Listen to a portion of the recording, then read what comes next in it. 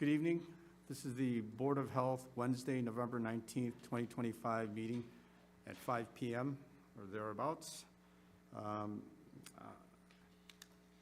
Pursuant to Chapter 2 of the Acts of 2023, an act relative to extending certain COVID-19 measures adopted during the state of emergency, signed into law on March 29, 2023, this meeting will be conducted via remote means and in person as long as members of the public can easily access the proceedings in real time and participate remotely.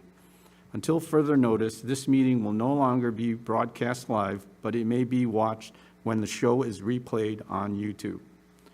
Members of the public who wish to participate in the meeting may do so in the following manner through Zoom. The meeting ID is 917-0590-0521, and the passcode is 167781. You may also send any comment or question to publichealth@plymouth-ma.gov, and it'll be entered into record and, as time permitting, read and addressed by the Board of Health. At this time, I'll call to order with a roll call of the Board of Health members. Dr. Reed? Present. Barry Potvin? Present. Amy Palmer? Present. Meg Payne? Present. And Lorenzo Pizarro. Thank you. We have two Plymouth High School representatives, Madison Mack and Charlie Walker. Are they present online or in the? Okay, thank you. Before we get to our agenda, I just wanted to make an announcement that the public forum that is scheduled at 6 p.m. will start at 6 p.m. 5:55, 6 p.m. You can stay online or decide to take, drop off and use the meeting ID and passcode to rejoin at 6 p.m. At that time, that's when the public forum, the topic of that public forum will be the Kratom discussion. So with that, is there any public comment for the Board of Health meeting for tonight?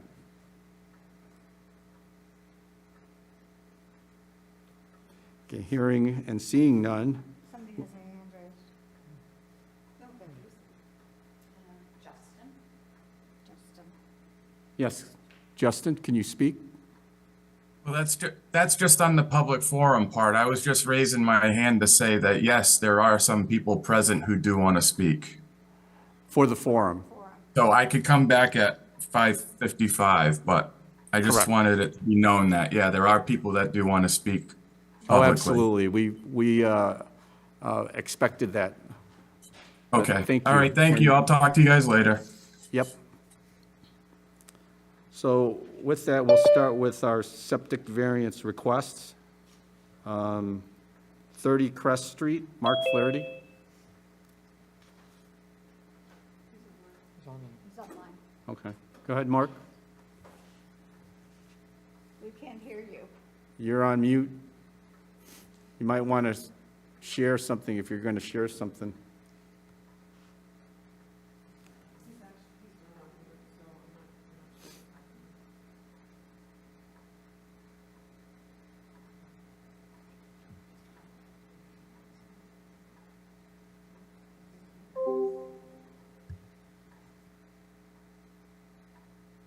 Mark, can you hear us?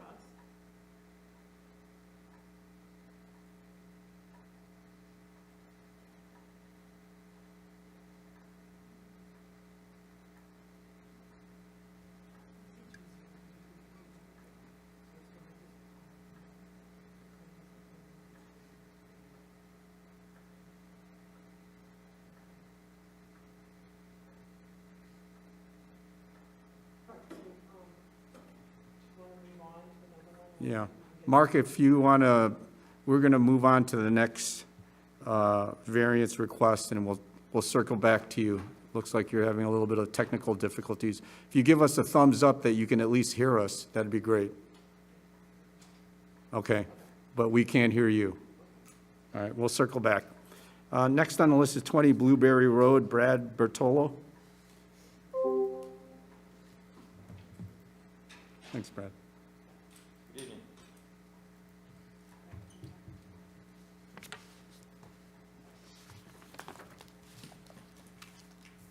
Good evening, Brad Bertola with JC Engineering. I do have minimized copies of this plan if you want me to pass them out. I'm not sure if you have any, probably can't see it from here.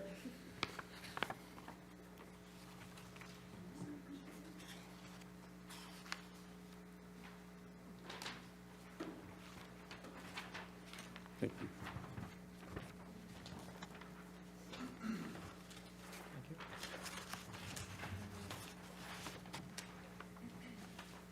Appreciate this, Brad. We did receive this electronically, so we should have had it, but I appreciate it to have it in front of us right here. I figured a color-coded might help out. Yeah.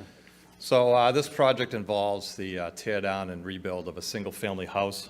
The current house is currently serviced by a water supply well and a cesspool. The well is highlighted in yellow on the map, and the cesspool is kind of a dark gray circle just beside the blue septic system. We are proposing to upgrade the system by installing a new well and a Title V compliant septic system consisting of a 1,500-gallon septic tank and a soil absorption system, those being colored in blue. This neighborhood is currently serviced by wells and septics, and they're small lots, so we tried our best to fit the septic, the maximum setback away from every well, although we will be requesting local upgrade approvals to be within 100 feet of 2 wells, one well being across the street, and we were proposing a 76.4-foot separation as opposed to 100, and the new well that's being drilled on the lot will be 69.1 feet from the well, or from the septic system, which is slightly further away than the existing well's location. To maximize the setback from the locust well and kind of balance it out, we are also requesting a variance to allow the system to be installed close to the front property line, and it will be a 3.2-foot waiver, so 6.8 feet from the front property line.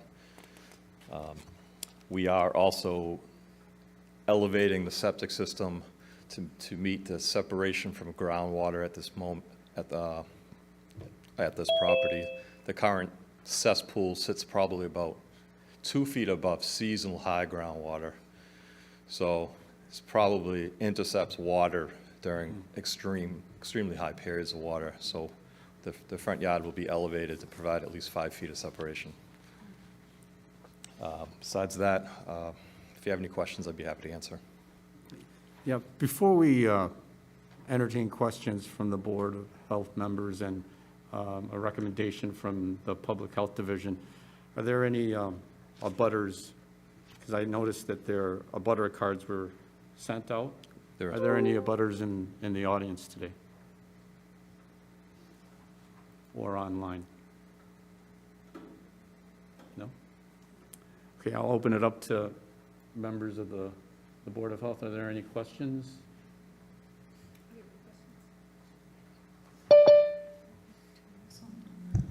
I do have a question, speaking of abutters. Are they, okay, they didn't have any complaints with any of this? No, they didn't. There's only one abutter. Yeah. And we did receive the card back that they were notified by certified mail, but they did not reach out to the office with any questions or anything. Okay. Thank you. Any questions from Chair?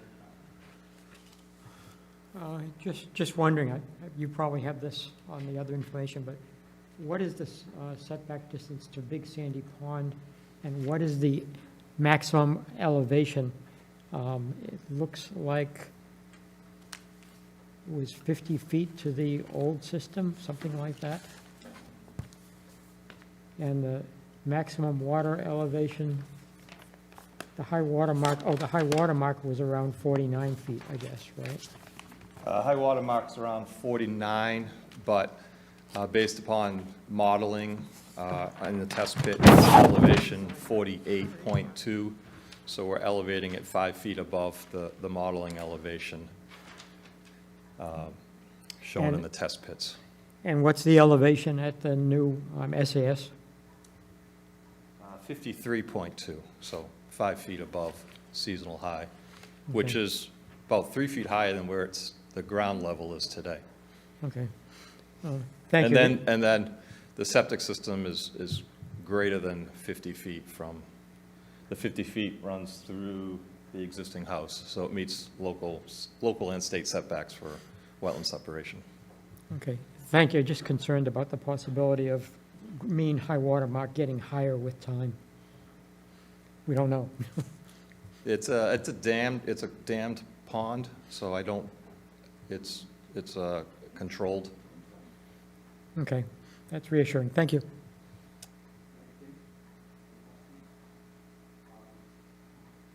At this time, does the Public Health Division have a recommendation, Karen? The division would recommend approval. Another plan where we can upgrade from a cesspool, which we always like to do, and that meet all of the requirements. And with the upgrades, we believe that the well, the placement of the well is the best location that it can be at this time. Okay, thank you. Well, at this time, if there are no further questions for the Public Health Division from the board, I'd like to entertain a motion to approve the variance. With a first from Dr. Reed. Is there a second? I'll second. And a second from Amy Palmer. Is there any further discussion? Looking at none, I'll take roll. Dr. Reed? Yes. Barry Potvin? Yes. Amy Palmer? Yes. Meg Payne? Yes. And myself, yes, unanimous. Thank you. All right, thank you. Appreciate it. Thank you. Stay warm, Michael. Mark is back online. All right. Next on the list is 22 Cranberry Road. Zach Basinski. And Mark will get to you after this presentation. Hello. Good evening. My name is Lucas Amato with Bracken Engineering. I'm representing Marissa and Melissa Mobley of 22 Cranberry Road. They have a failed septic system containing a tank and a leach pit. We are looking to upgrade that system with a compliant Title V septic system. Due to the size of the lot, it's around 6,000 square feet. We are asking for some setbacks to wells, one being the locust property. We are proposing a 76-foot setback with a 24-foot divergence. The 16 Cranberry lying to the north, we are requesting a 92-foot setback with an 8-foot divergence. And then the property lying to the east, which is 7 Peachtree Lane, we are requesting a 73-foot setback with a 27-foot divergence. We are aiming for maximum feasible compliance, and we are looking to sink the system 1.2 additional feet for the 4.2 feet, which Title V allows 6 feet max. So we are looking to do that as well. We do have all our setbacks to property lines, and again, looking for just maximum feasible compliance for the lot size and no town water being accessible in this area. Thank you. This time, are there any, I see that the abutter notification cards were received. Are there any abutters in the online or in the audience? No? No. Was there any feedback from them? Thank you, Karen. I'll open it up for questions from the board. Dr. Reed? Okay, I'll start. Amy Palmer? Meg Payne?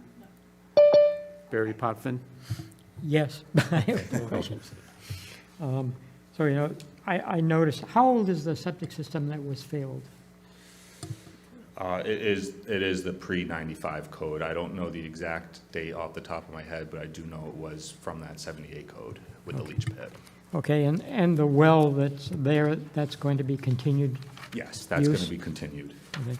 So That's in when, the front of the property. It's actually about as far away as Okay. it can be. do you have any information about well water tests to make sure the existing well is supplying potable water that's safe? Not on record, but if that's something the board likes to request, then that's something we can do. Karen, is that a fair request to make under these circumstances? Especially with a failed septic system, Yeah, kind of because worries me. the setback is less than 100 feet, then we would request that a water test be done. Okay, we can do that. There's also a two-bedroom deed restriction on this property as well. That's all I needed to know, thank you. Thank you. And that's due to the size of the lot. The lot is exceptionally small. That is by process that they need to have a. It's already there. The okay. two-bedroom deed restriction's already there. Yeah, Thank that has been recorded. Yeah. Dr. Reed? Yeah, I have a question about the existing well on the abutters property, which isn't that far either. Should that be We can't order looked that. at? We can't do that. Suggested? Okay. That's why we notify them. That's Yeah. the Okay, so process. they're They've been on- notified that with the certified mail that this is happening, so, Okay. you know, we can only do something for the homeowner. Okay.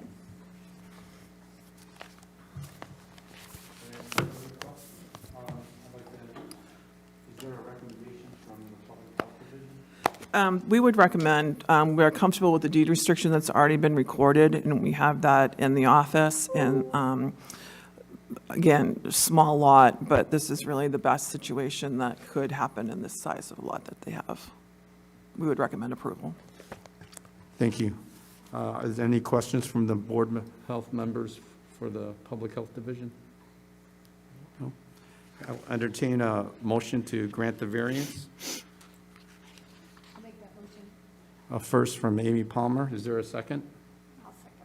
And a second from Dr. Reed. Any discussion?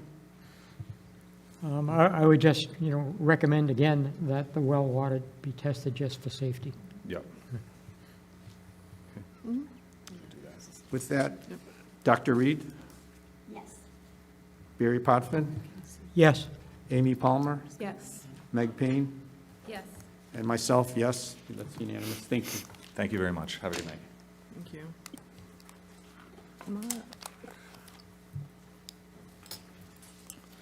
So Mark, I think you're up next.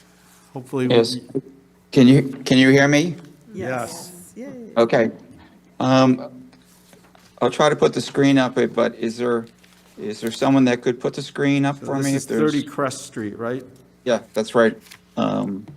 See if I can share this, if you can see it.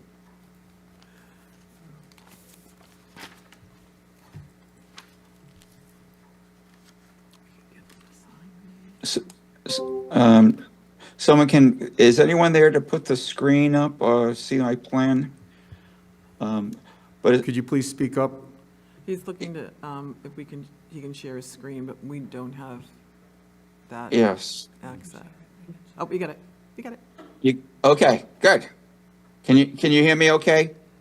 You're a little soft, Mark, if you could. Okay, I can see if I can, is that better? That's better, much better. That's better. Yep. Okay. Yep. Okay, I'm representing Sybil German. Sybil lives on Crest Street, which is outside, it's in Manomet, near Bartlett Road. She has a two-bedroom house. She's on a well. Town water is not really accessible at this point. She has a cesspool out somewhere back in the tall pine trees in this area. So we tested her well. She wants to keep her well. It's good water. So in order to keep her well, we have to be at least 50 feet with our septic tank and our leaching system from the existing well.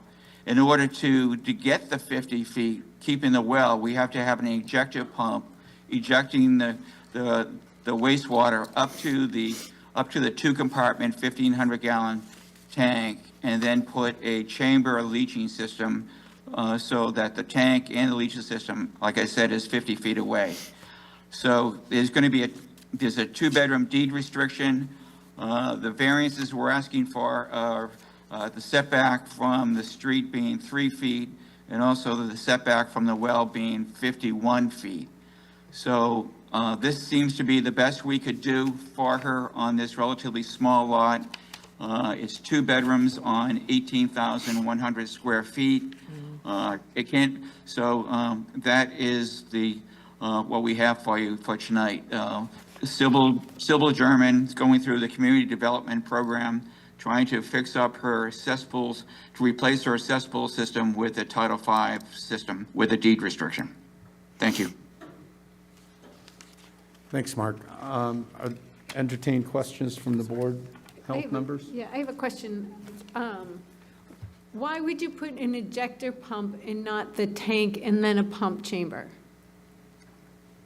Well, Title V requires that pump chambers and all pump chambers and septic tanks be a minimum of 50 feet from a well. Okay. So in order to be able to provide, to get the wastewater up to the septic tank and meet the Title V code, we have an ejector pump. Okay, that makes sense. Thank you. Yeah, you're welcome. Any other questions? Is there a recommendation from the Public Health Division? Karen? Yes, the division would recommend approval. It's replacing a cesspool. There's no other butters, with this particular property. It's just the locust well, and there's already a 2-bedroom deed restriction on the property. So we would recommend approval. Thank you, Karen. Are there any questions for the Public Health Division from the Board of Health members? Entertain a motion to grant the variance. I'll make the motion. The first from Amy Palmer. Is there a second? A second. A second from Dr. Reed. Any discussion? Seeing none. Dr. Reed? Yes. Barry Potvin? Yes. Amy Palmer? Yes. Meg Payne? Yes. Myself, yes, unanimous. Thank you. Yeah, thank you very much. Thanks, Mark. Thank you, Mark. Thank you. Thanks for your patience. Yeah, no worries. All right.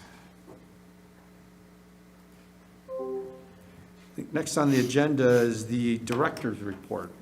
Okay, so I have 2 things to talk to you folks about tonight. The first is there is an opening for the alternate member for the Board of Health, and the Select Board office, those are the folks who accept the applications.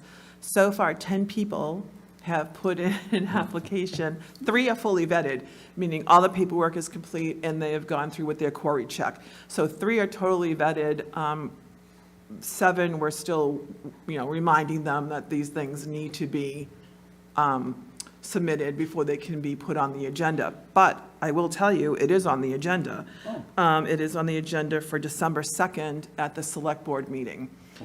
So they have until, I guess, very little time, 7 of you who you might be out there if you're listening, to get the rest of their information in so they can be considered on December 2nd. But there are 3 people who are complete, and they will be considered on December 2nd at the Select Board meeting. Great.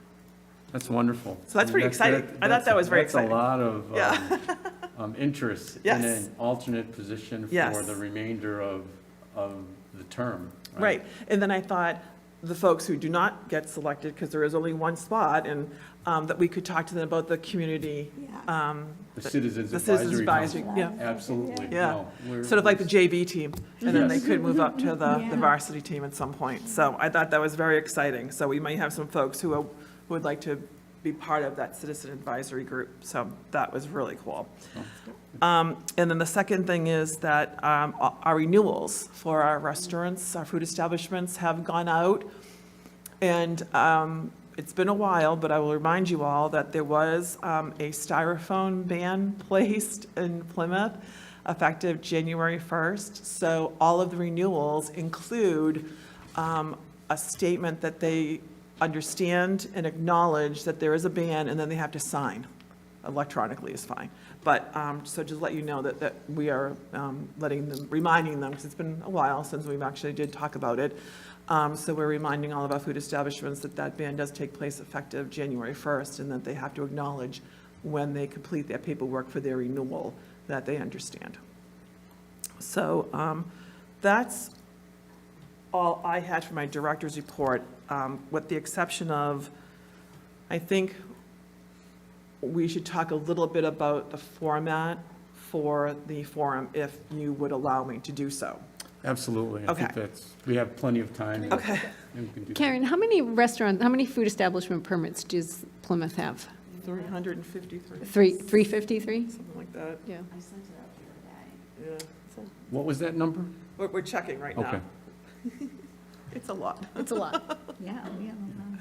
it's a lot. You know, before we go to the format, I did have a question with, Sure. from your report. With the renewals, and they're basically signing an affidavit that they've signed that, okay? So that's, is there a way to inspect that, and what's the cost of that? So Or- what will happen is now that that ban becomes effective on January 1st, that will be part of the food inspection. So when they go through the kitchen, they'll make sure that those materials see- are yeah. not there. And if Okay. they are, of course, the first time is always education. Yeah. You know, we'll educate, we'll say, hey, remember, January 1st, this became something that you could not use here in the town of Plymouth, so you need to get rid of these products and start using something else. I'm pretty sure that they knew it was coming, and it may just be a couple. I would not imagine that we're going to see this a lot. You know what I mean? Folks were already starting to do it on their own even before the board made that determination. So I think, I don't anticipate it's going to be a big issue with the food establishments. But it's right there, so. And that's the Public Health Division doing that inspection, the food inspection, right? Yep. We did, when the ban went in place, it was some lead time so that they could use, that was the whole concept of that, Right. some lead time Yep. to use up any existing inventory. And work with their vendors to Right. get different product in. Okay. Yep.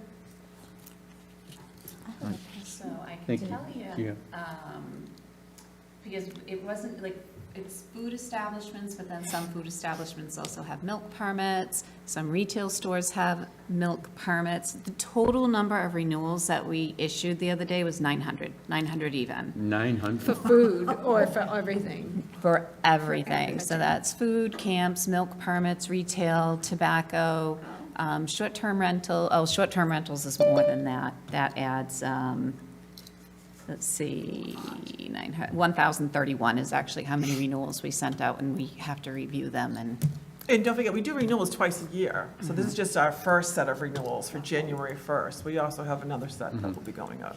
What is the second set? Did you do pools? yeah, so like the pool, septic Canning, installers. Yes. That's Well, like mid-year you do that? Yeah. So all the people, like the installer licenses, things Gotcha. like that. Yeah. So food is the main thing for the January 1st. We used to do them all at once, and then it just was a lot. So we divided it into 2 times a year. Yeah, I'm thinking just trying to get support to put some more teeth in it, and surveillance and inspections through, you know, the division's budgeting process, annual. My budget is, I actually go before Derek tomorrow, Lorenzo, for our But, budget. you know, it's important, right? We put these regulations in place, and it is good to surveil as well as inspect to make sure that they are happening. And if we're doing that, we need to have the regulation as well as the support of the regulation within operationally, right? And if that's a consideration, we need to do the right thing from a Well, I do have to resource say perspective. kudos to our business owners, because anytime we have instituted something where we said you can't use it any longer, like plastic bags, the businesses have been very cooperative. We have, you know, I hear horror stories from other towns where that's really not the case. You know what I mean? So we have some really good businesses out there that have been very cooperative when we've made changes to our regulations. Yeah, and it's not in the vein or in the context of being punitive. Nope. Right? It's just, that's great, and then they expect it, and everyone understands that these are going to be backed up and supported with some operational pieces once we have regulatory action.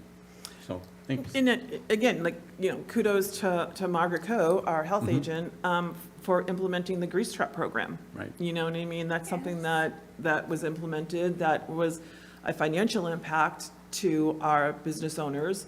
But, with education and with patience to answering questions that, businesses had, I think we're there, right? Aren't we there?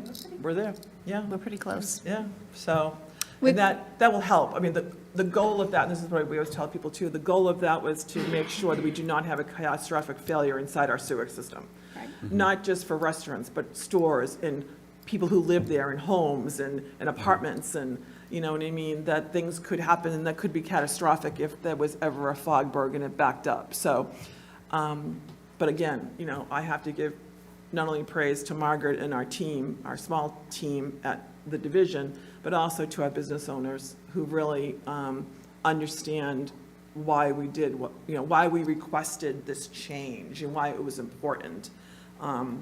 Yeah, so it's really, it's a true collaboration, and and again, we're lucky that we have that here, because a lot of towns don't.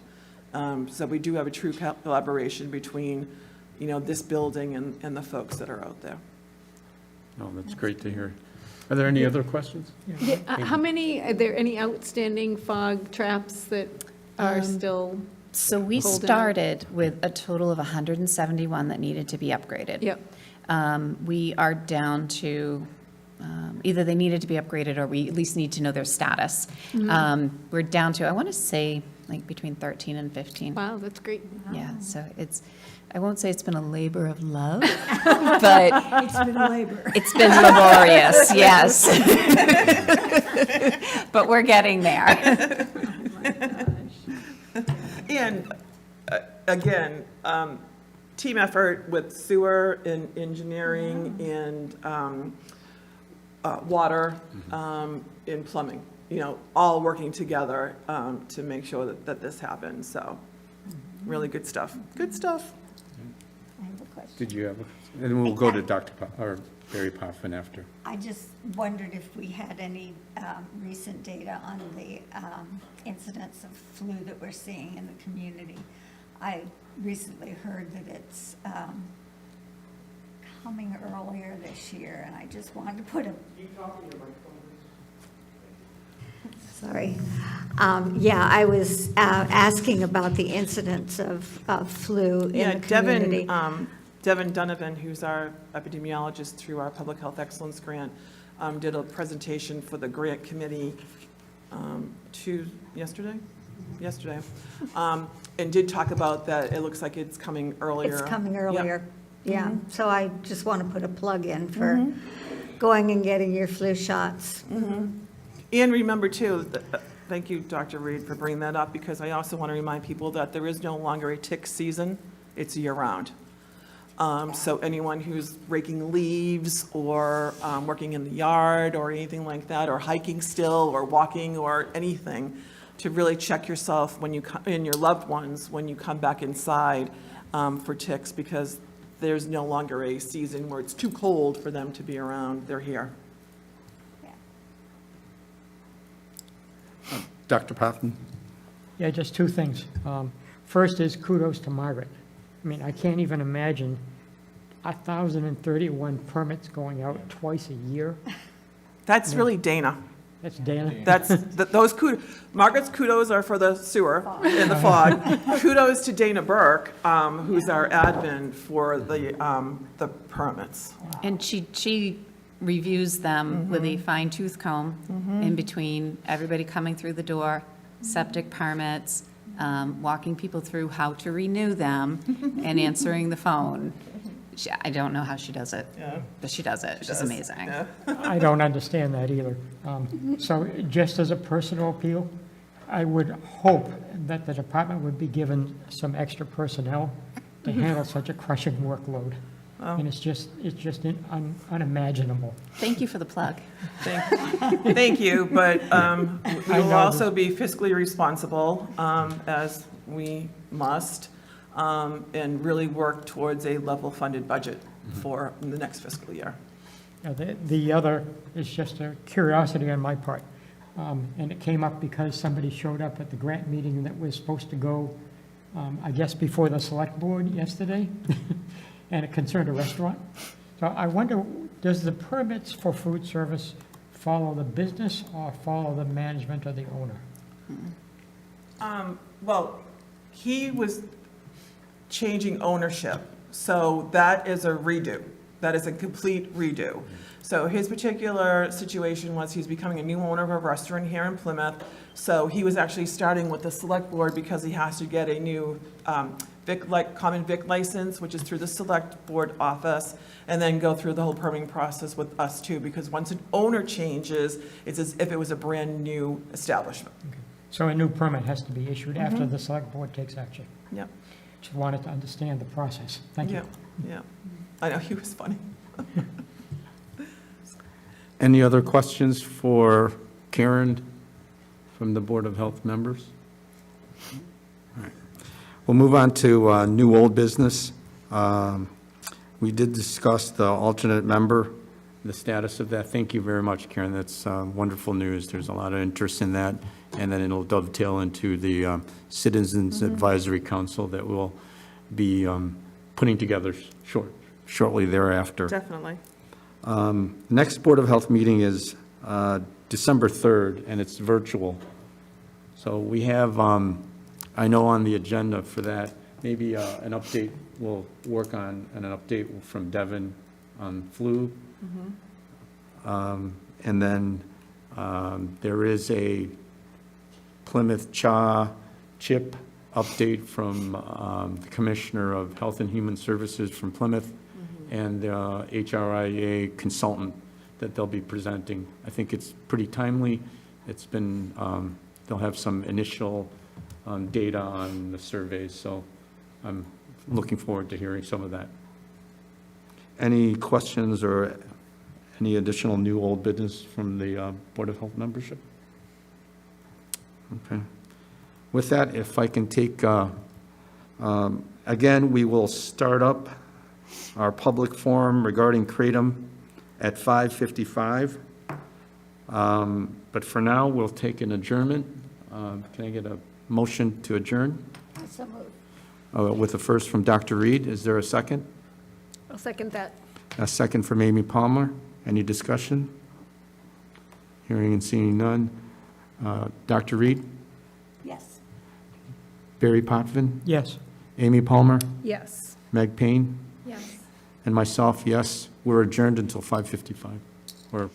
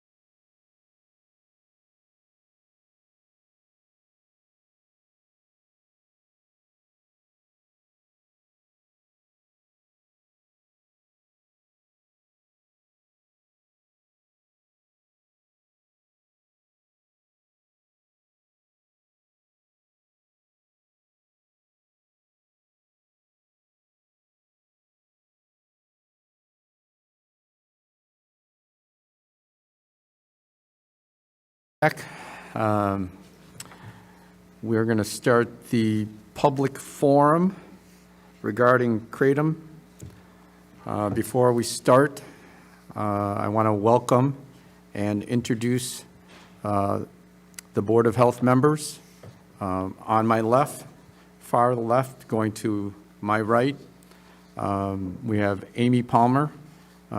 She's the Director of Public Health in the town of Mansfield. We have Dr. Terry Reed, retired pediatrician. We have Barry Potvin, PhD, Professor Emeritus. And then we have Meg Payne, who's the Director for the VNA of Cape Cod, providing public health services to the Cape and Islands.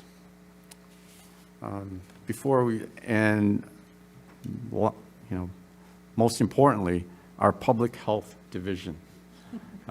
Karen Keene, our director, and Margaret, our public health agent. Okay, I want to get your title correctly. Don't forget yourself. And then I'm Lorenzo Pizarro, chair. I want to read some public forum procedures. The public forums are meant to gather information, comments, and suggestions from the general public, which may be considered by the Board of Health. As such, no motions or votes will be taken today. Everyone must wait to be called upon before speaking and shall do so at the podium or virtually. Speakers are requested to identify themselves by name and the organization or business that they represent. Each speaker will be allowed 5 minutes to speak.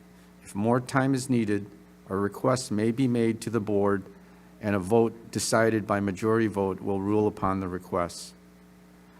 Please refrain from making repetitive comments and direct all comments to the board rather than other speakers or members of the public. Please also avoid disruptive behaviors such as interrupting other speakers, speaking before being recognized, speaking to others while the forum is in progress, including when entering or leaving the room. If time permits, questions from the public or Board of Health members for clarification of comments may be addressed after the scheduled speakers have been heard.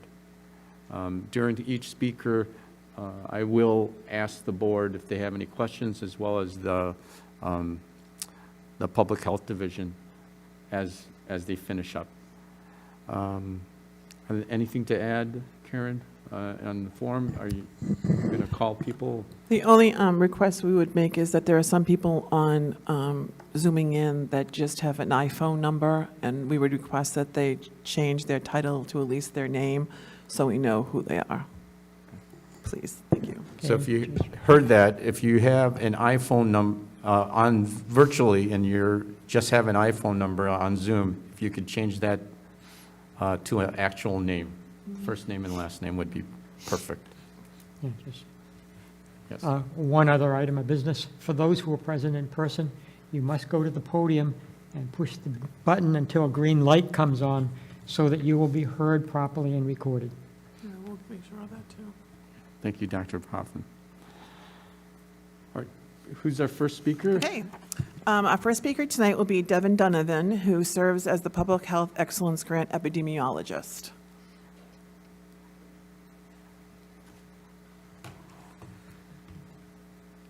I think the green light is on. Hello, everyone. My name is Devin Donovan. I am the Regional Epidemiologist for the Southern Plymouth County Public Health Excellence Collaborative. I serve 6 municipalities in Plymouth County, including the town of Plymouth. I have a Master of Medical Science in Public Health Epidemiology and a Bachelor of Science in Public Health Science.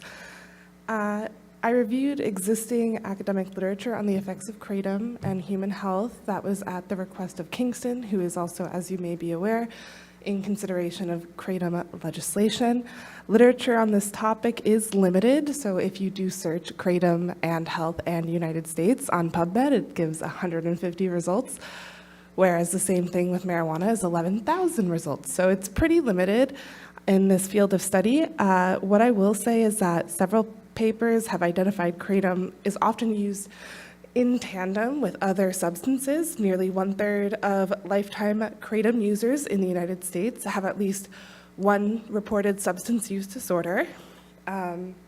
Lifetime kratom use is also associated with a higher risk of other substance use disorders, especially opioid stimulants and sedatives. Another study reported that individuals with multiple substance exposures were 2.25 times as likely to have a serious medical outcome to kratom compared to individuals with single substance exposures. So to me, what's clear is that kratom is more of a threat when used in tandem with other substances, and that using kratom on its own is rarely reported. But that being said, those who are at risk of the most serious outcomes are people who are likely already struggling. So there's also been an increase in kratom-related calls to U.S. poison control centers. So from 2011 through 2017, 1,807 kratom exposures were reported to U.S. poison control centers, and almost 2/3 of those occurred over 2 years, 2016 and 2017. So they were increasing, and these calls were typically adults. Almost 90% were adults over the age of 20, male 70%, and at a residence, so at home, 86%, and intentional. So it's very rare that this is an accidental ingestion, that they are taking them intentionally. So with that, overdoses related to kratom are typically rare, and they're hard to find because not all fatal overdoses include toxicology reports, and those that do may not test for kratom. So it's not known, but that being said, based on literature, it's rare if it were to happen. With that as well, there has been cases of neonatal infants being born with withdrawal to kratom because kratom can be addictive because of the sort of effects in it. I'm not a toxicology expert.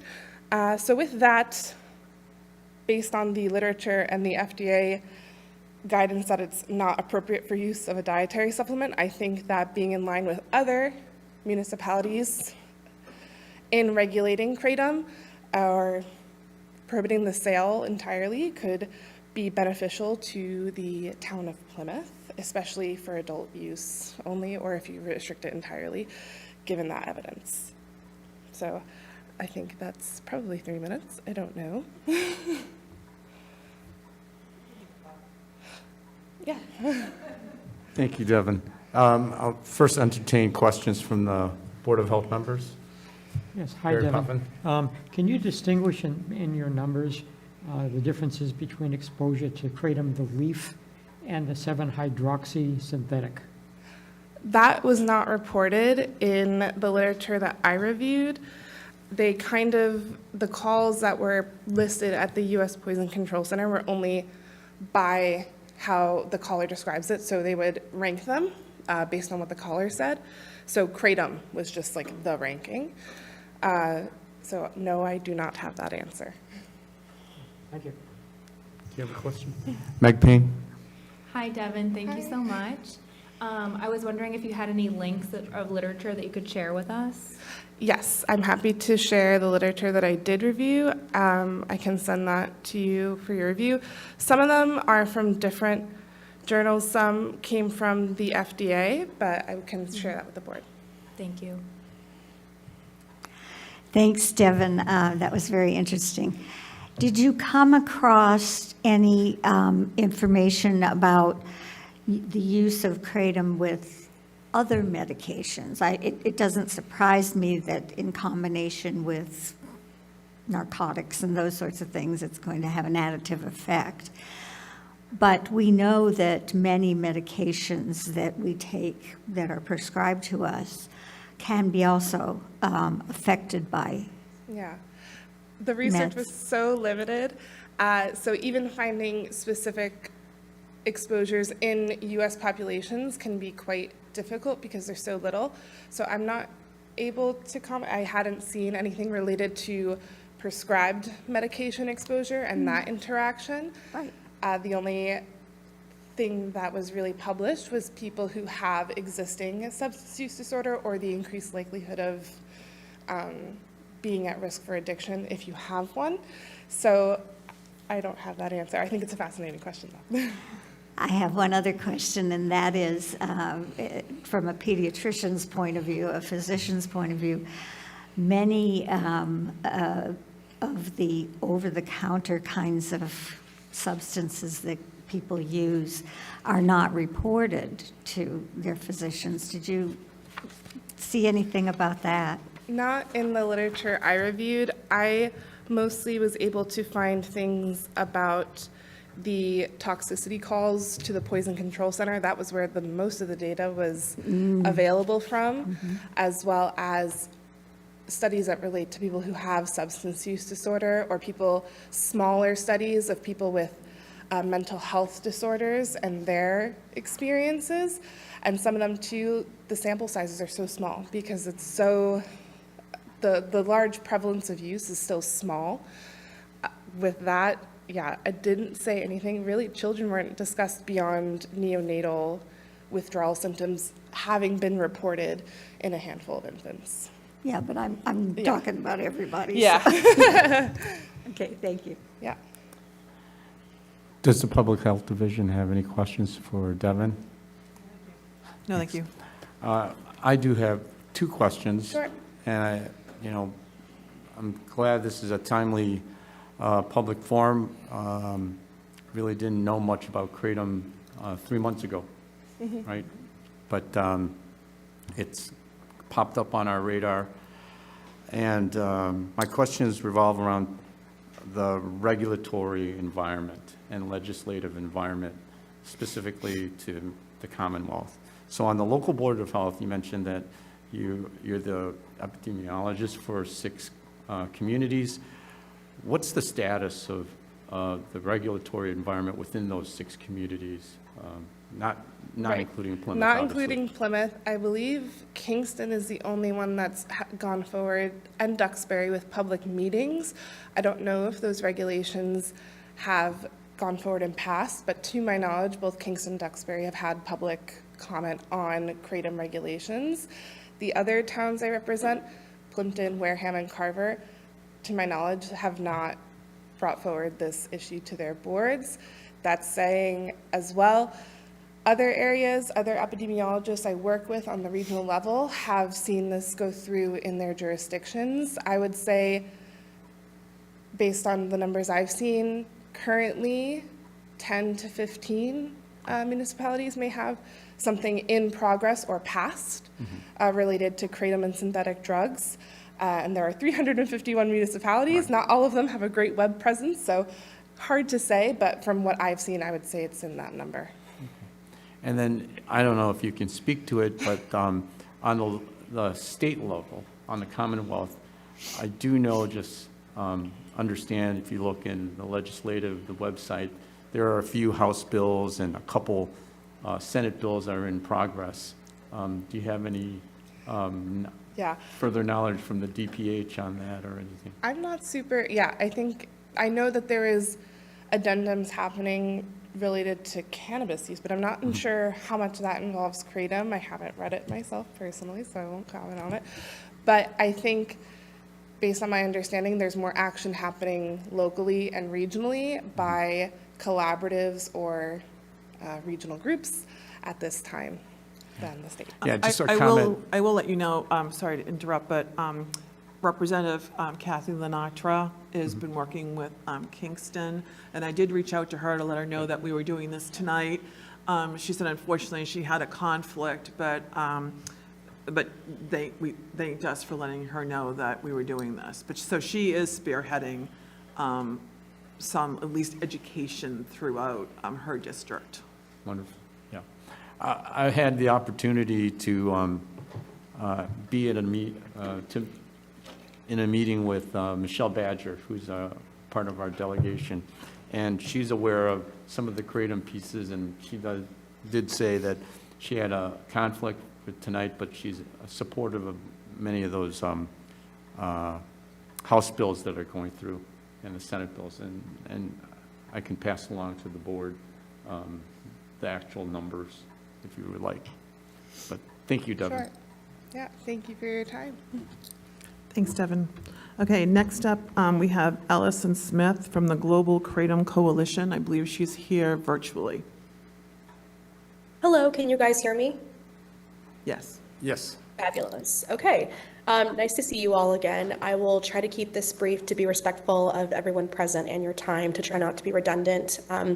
As you said, my name is Allison Smith. I'm the Director of Government Affairs for the Global Kratom Coalition. I am having video issues. Is it possible for me to keep my camera off? I just got a notification. Okay, perfect. Thank you. So just a background, the GKC, we're an alliance of consumers, scientific experts, and industry leaders who are looking to enact regulation to allow safe access to natural kratom products. As you probably know, natural kratom is a botanical from Southeast Asia that has quite a long history of safe traditional use, with usage in the United States alone since the 1970s. I did share with you guys the FDA single ascending dose study from 2024. I also would like to flag that there was a recent peer-reviewed research paper that was published this year alone that evaluated 95 human cases, from 59 peer-reviewed reports where kratom was mentioned. And the question they sought to answer was whether natural kratom leaf by itself can cause severe and sudden health problems. And the study concluded that the authors were not able to find any organ that emerged as reliably as the victim, so there was no targeted organ. And they were not able to conclude that natural kratom could be the sole cause of an adverse event in consistent studies. I'm happy to share this study with you and also flag that the FDA website has not been updated to reflect the FDA Commissioner's recent statements regarding the focus on concentrated synthetic 7-OH, which is an isolated alkaloid that has been, again, concentrated to be significantly more potent than natural kratom products. And finally, we would like to encourage you guys to follow federal and state action. As you mentioned, the state of Massachusetts is considering a plethora of bills, as well as the federal government is looking at putting concentrated 7-OH on the schedule while leaving natural kratom alone.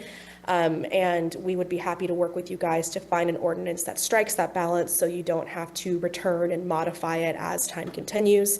And I'm happy to be a resource as you guys continue to consider regulations and provide any resources that you may need. Thank you.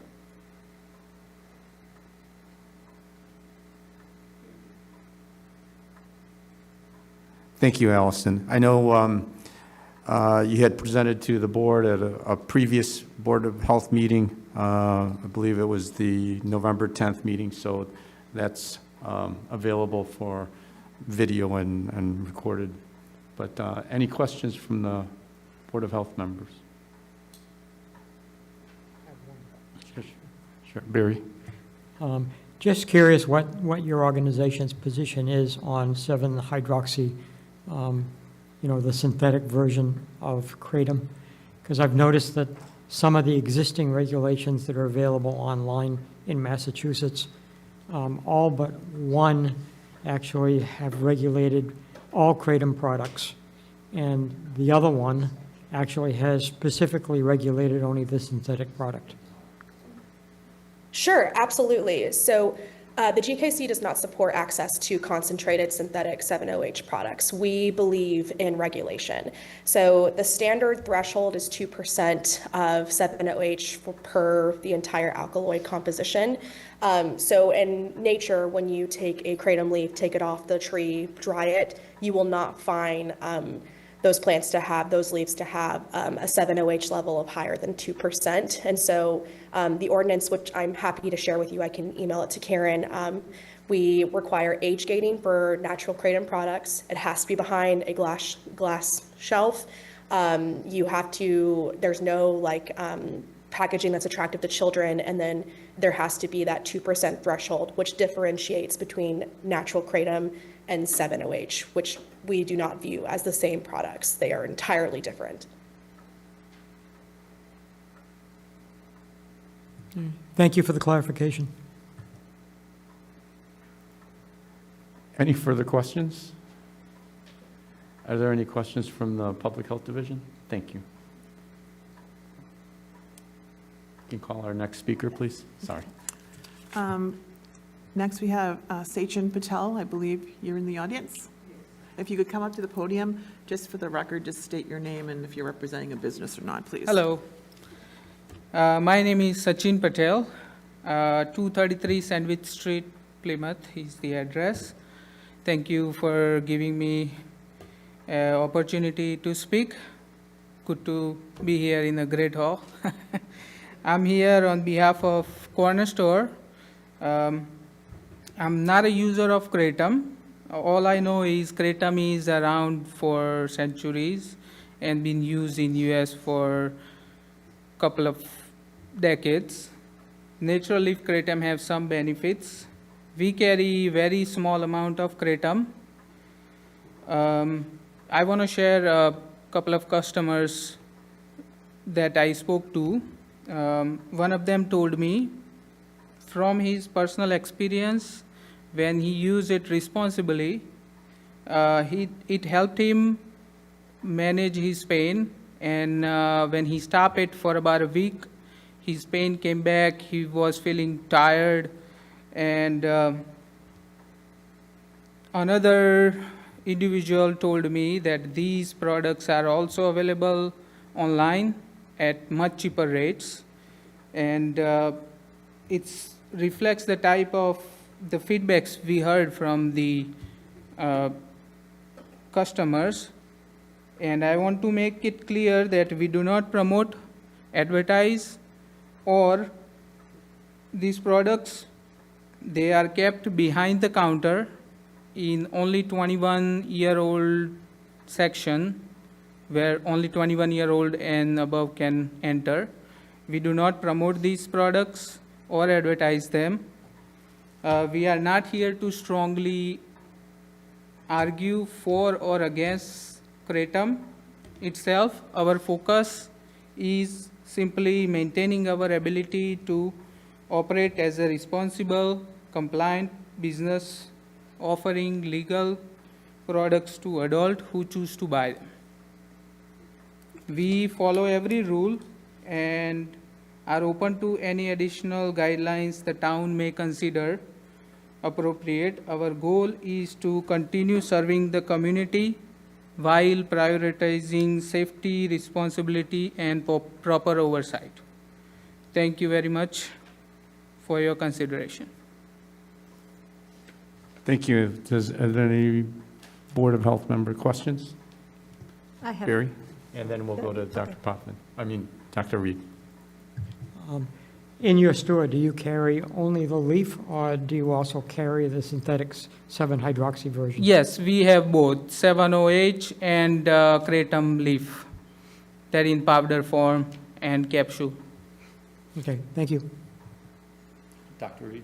That actually was what I was going to ask as well. Yeah. But just for my own education, because the powder form comes in a capsule, is that? No, powder form comes in package itself, and the capsule comes in also plastic bottles.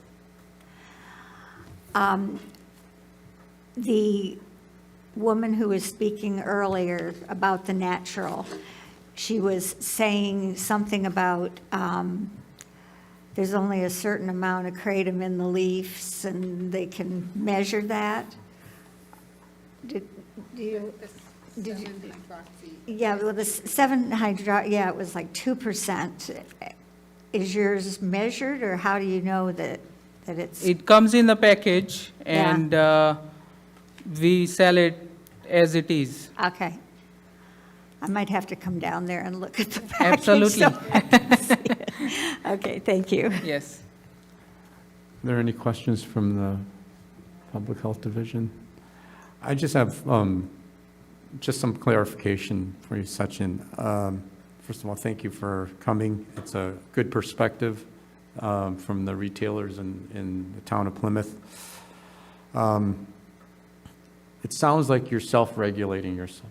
You're keeping it, you say 21 or above. So yes, Do you do a I'm sorry. ID check? Yes, so we do ID check, and it's not visible. It's kept on the 21-year-old section, you know, where only they can enter and see it. You can see it from entering in the store. So to this extent, to that extent, you're already kind of regulate, you have an idea that at least it should be 21 and above. Yes. Okay. Yeah. By your practices. Yes, that's how we do it from Okay. day one. Well, that's good to know. Thank you Yeah. very much. Thank you. No further questions.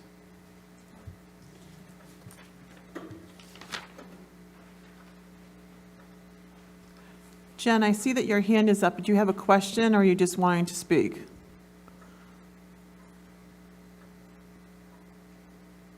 Oh, I'm sorry. I just thought we had to raise our hand to be in line.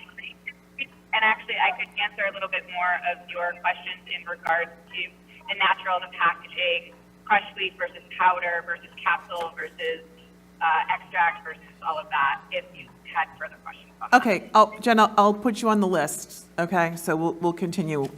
Thank you. You'll be on the list now. Next up will be Holly Truville, who, I think Holly's here. Hello, Okay, can you hear me?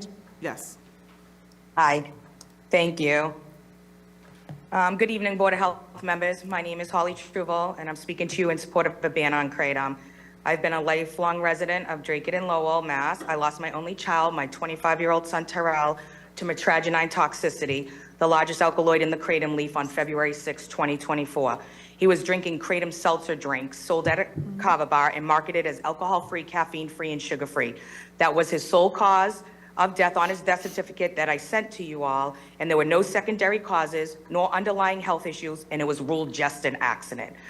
To say the last 21 months have been a nightmare is putting it mildly. I have suffered immeasurable pain and heartache that no one else can comprehend, besides another who's lost a child.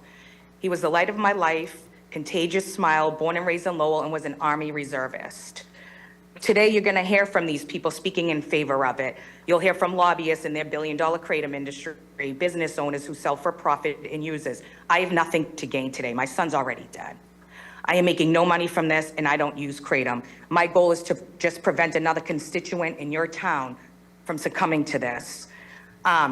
Many advocates that you heard say people don't really die from metragenine toxicity, even though the death certificate may state that.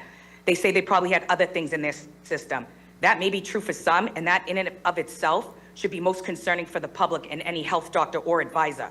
Due to there being no federal regulations, oversight, nor FDA approval, we do not know if mixing anything with kratom, even something such as Benadryl or prescription medicine, will give an adverse effect. There is not enough information known to say how much could be taken to prevent an adverse effect. There is no labeling saying what could be an adverse effect. There is also no dosage recommendations on any of these packages. So when talking about selling kratom to uninformed customers, people who are looking for help and trusting sellers to do the right thing, that's not always happening. This is why the FDA continues to not approve it. There are too many unknowns. One moment, please. Kratom has the addictive properties of opioids. The fact users say it helps them stay off opioids does not diminish the addictive properties and dangerousness of this substance. That is why it should be banned, or at the very least, controlled by health professionals. Regulation by age of the synthetic 7-OH version will not work. Pro-kratom advocates will say they are for regulation by making it 21 plus and banning 7-OH. What they fail to say is that the majority of deaths are from people older than 21, like my son, and that synthetic 7-OH did not come into effect until the end of 2023. There have been numerous lawsuits filed against some of their big distributors, and one class action recently settled for $8.75 million. They won't tell you that 33 countries have already banned kratom, and to this day, it is illegal to import kratom into the United States. Lately, there has also been so much in the news about kratom deaths, lawsuits, and now the federal government is looking at a ban for synthetic 7-OH. That's made in labs and mixed with other things. But what some people don't realize is that when you ingest metragenine Once it hits your liver and the enzyme CYP3A4, it breaks some of that down into 7-OH. Naturally, the more metragenine you drink, the more 7-OH is in your body. Therefore, it is not just synthetic that can kill you, but also metragenine.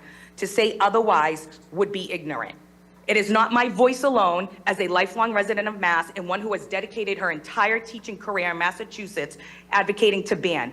Voices, and speaking on the first woman that spoke, I apologize, I don't remember her name. There are 11 cities in Mass that have banned 4 within the last month.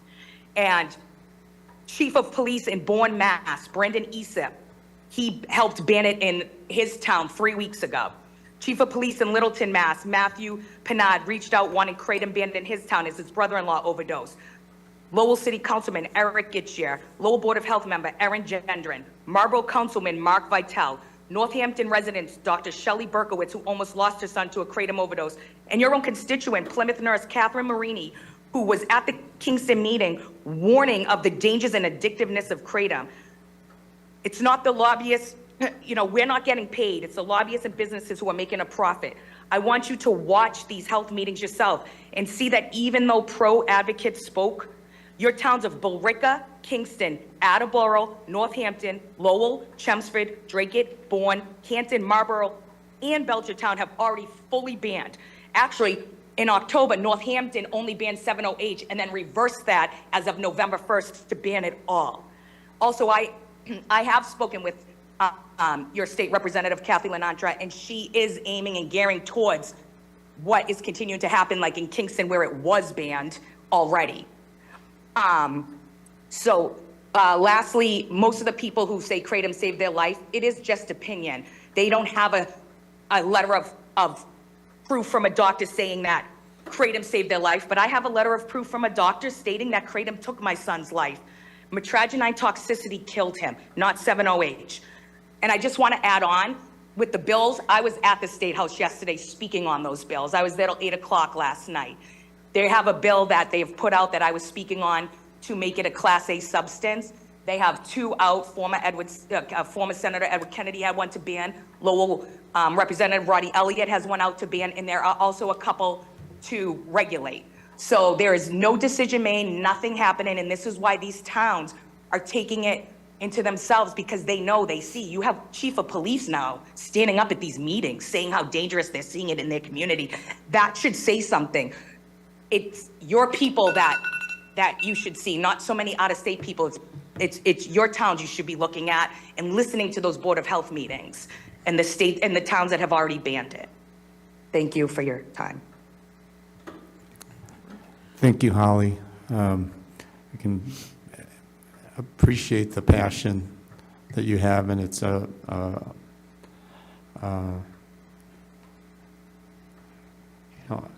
very emotional hearing your testimony. But are there any questions from the Board of Health? Any questions from Public Health Division? No. Thank you again.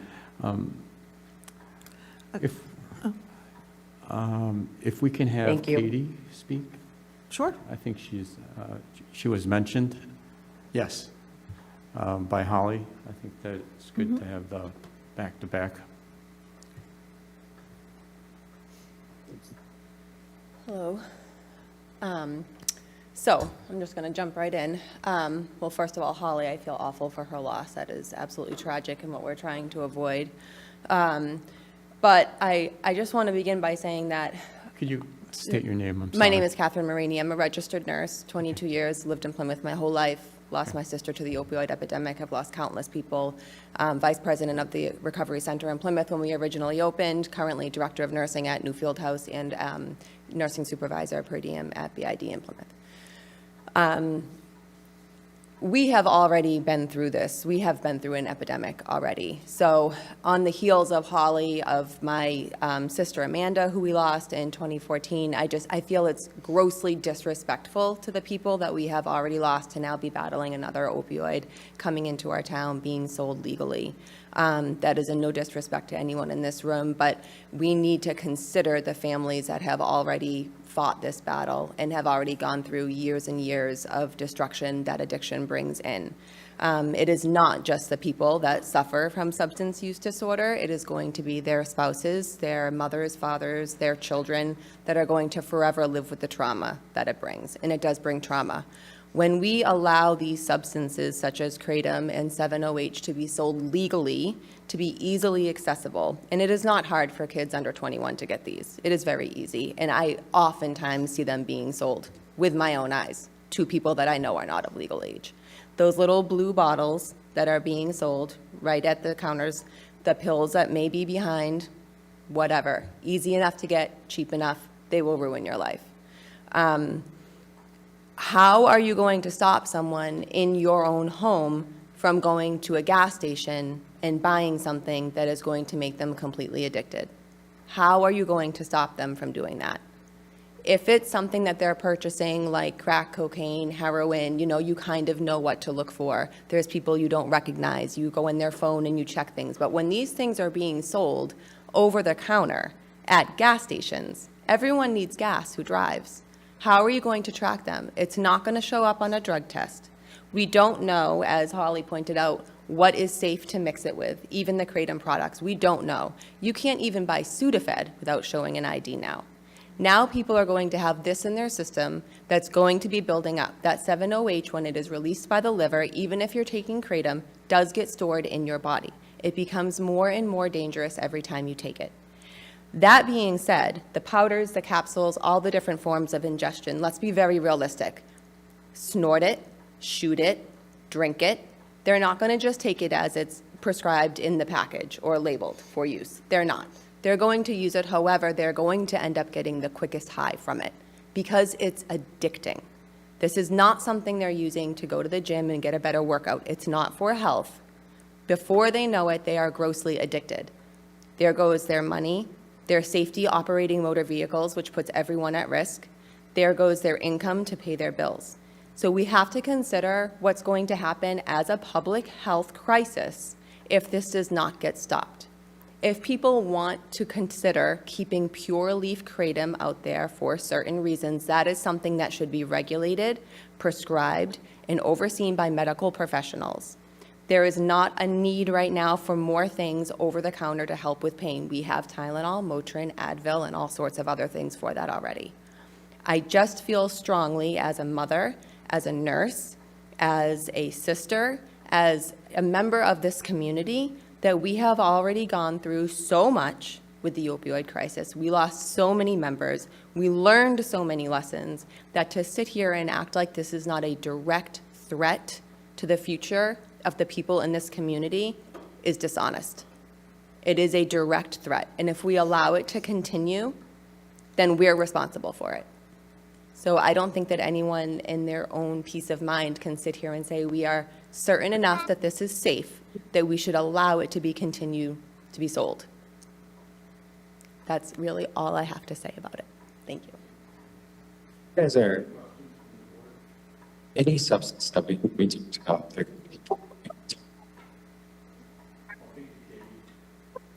Thank you, Katie. I know that you presented to the 10/22 meeting. Really appreciate you attending that meeting, giving your passionate testimony, also taking the time again today to make your statement. So much appreciated. Okay, the next person we have on the list is John Cleveland. I don't currently see him, though, joining us either virtually, and I do not believe he's in the audience, so we're going to move on to Laura Romney from the International Plant and Herbal Alliance, which I believe she is virtual. Yes, I am here. Can you see me? Yes. Hey, Yes. I have a puppy I'm babysitting, so if we have bedlam, that's what's going on. But I appreciate you letting me speak today. Again, as you said, I'm the president of the International Plant and Herbal Alliance, but more importantly, I'm an actual patient. I have a condition called trigeminal neuralgia, and I'm also an 8-year kratom consumer. Trigeminal neuralgia is actually nicknamed the suicide disease because it causes such excruciating nerve pain in the face. It's something I've dealt with for 13 years. I have struggled with a ton. I failed on dozens of pharmaceuticals, neurosurgery. I had a brain surgery to release the nerve. I had an implant put in my face to try to help the pain. And I mean, I tried everything out there. I was finally put onto opioids to control the pain, but I was only given them a very, very small dose. And it was not enough to even put a dent in it. I had to choose whether I wanted to sleep at night or function in the day. And so it was a really difficult situation. And so the great thing is I actually came across Kratom, and I almost couldn't believe that it actually worked. It pulled my pain from a level 8 to 9 down to about a 2 to a 4 level. Again, it does not pull me completely out of pain, but it helps so much. And it allowed me to come off of that daily opiate prescription. So it really was an amazing thing for myself. And with the opioid crisis in full swing, patients like myself literally are unable to get pain medication these days. It's critical that these alternatives are kept legal. In addition, there's others that are dealing with substance abuse that need an alternative versus going into an actual addiction center and getting on Suboxone. They're able to transition off these illicit substances using Kratom, which is really quite miraculous.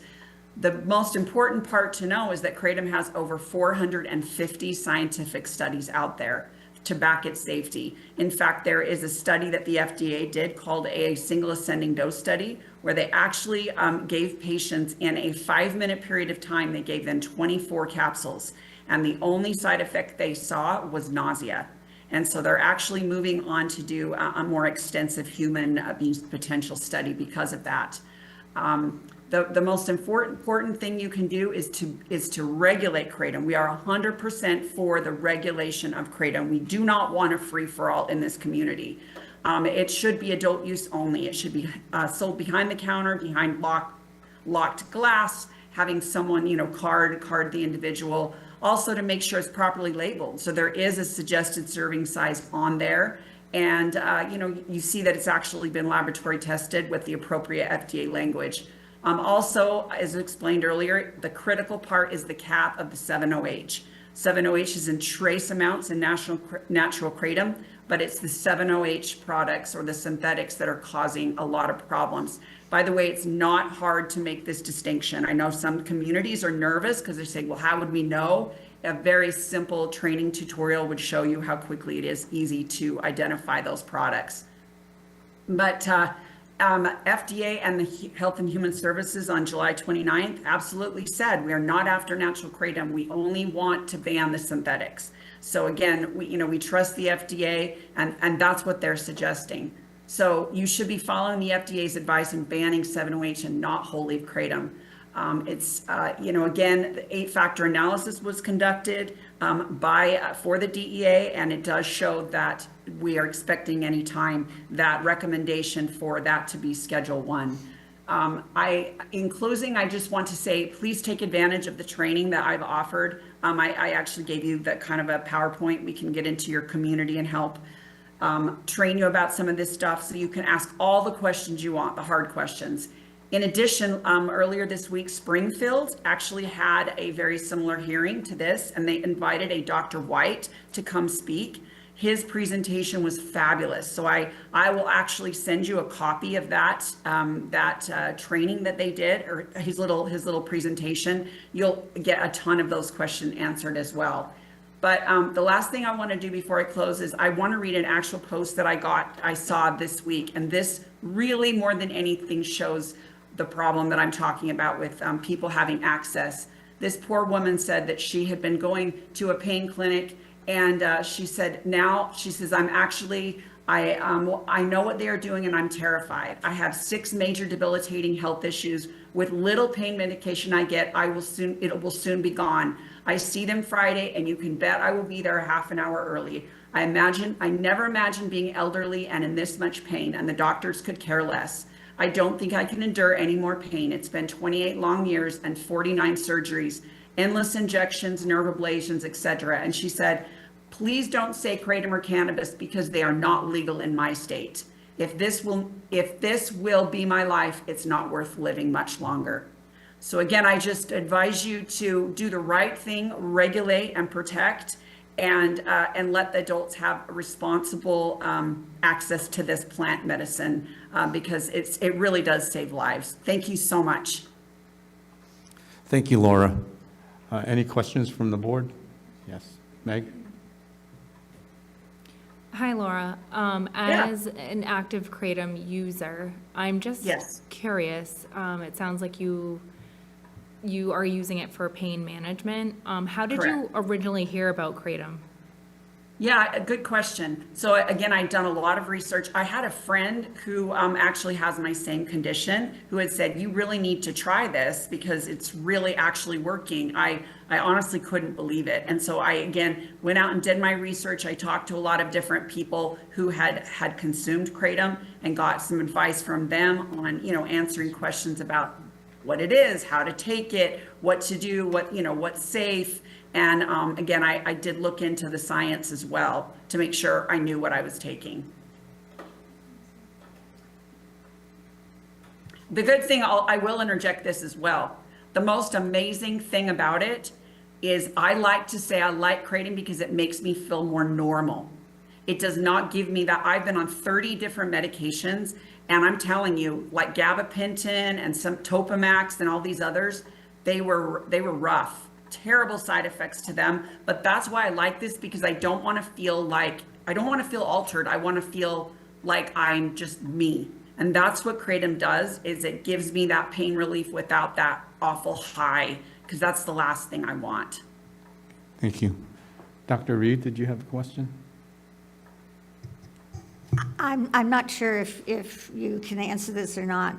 Sure. But the last, I guess 2 women ago that talked about her son who was drinking a seltzer, some kind of a seltzer that had, she called it metragenine. Yeah, that's the main alkaloid that's in there. Yes, correct. Okay. And that is not 7-OH. Correct. That is However, right. it does break down to the same, basically the same thing, except that it's a hydroxy. Yeah, so basically what happens is it's got a trace amount in the normal Kratom plant. And then what happens is when you ingest it, your body does, goes to the liver and correct. And but it's not metabolizes the same as taking like the synthetic, really 7-OH pills. One thing I have to say is, again, I mean, no disrespect to anyone who's lost their child because it's like beyond anything. I can't even imagine. But I do have to say that you talk about a seltzer or things in Florida or Texas, and there's lots of, I know there's some in your community, I believe, but they have kava bars and they have where they actually serve like these seltzers and drinks. There are tons and tons and tons of businesses out there that literally that's all they do is sell these, like, it's like instead of going to a bar, they go to a little place to go relax rather than having to take alcohol.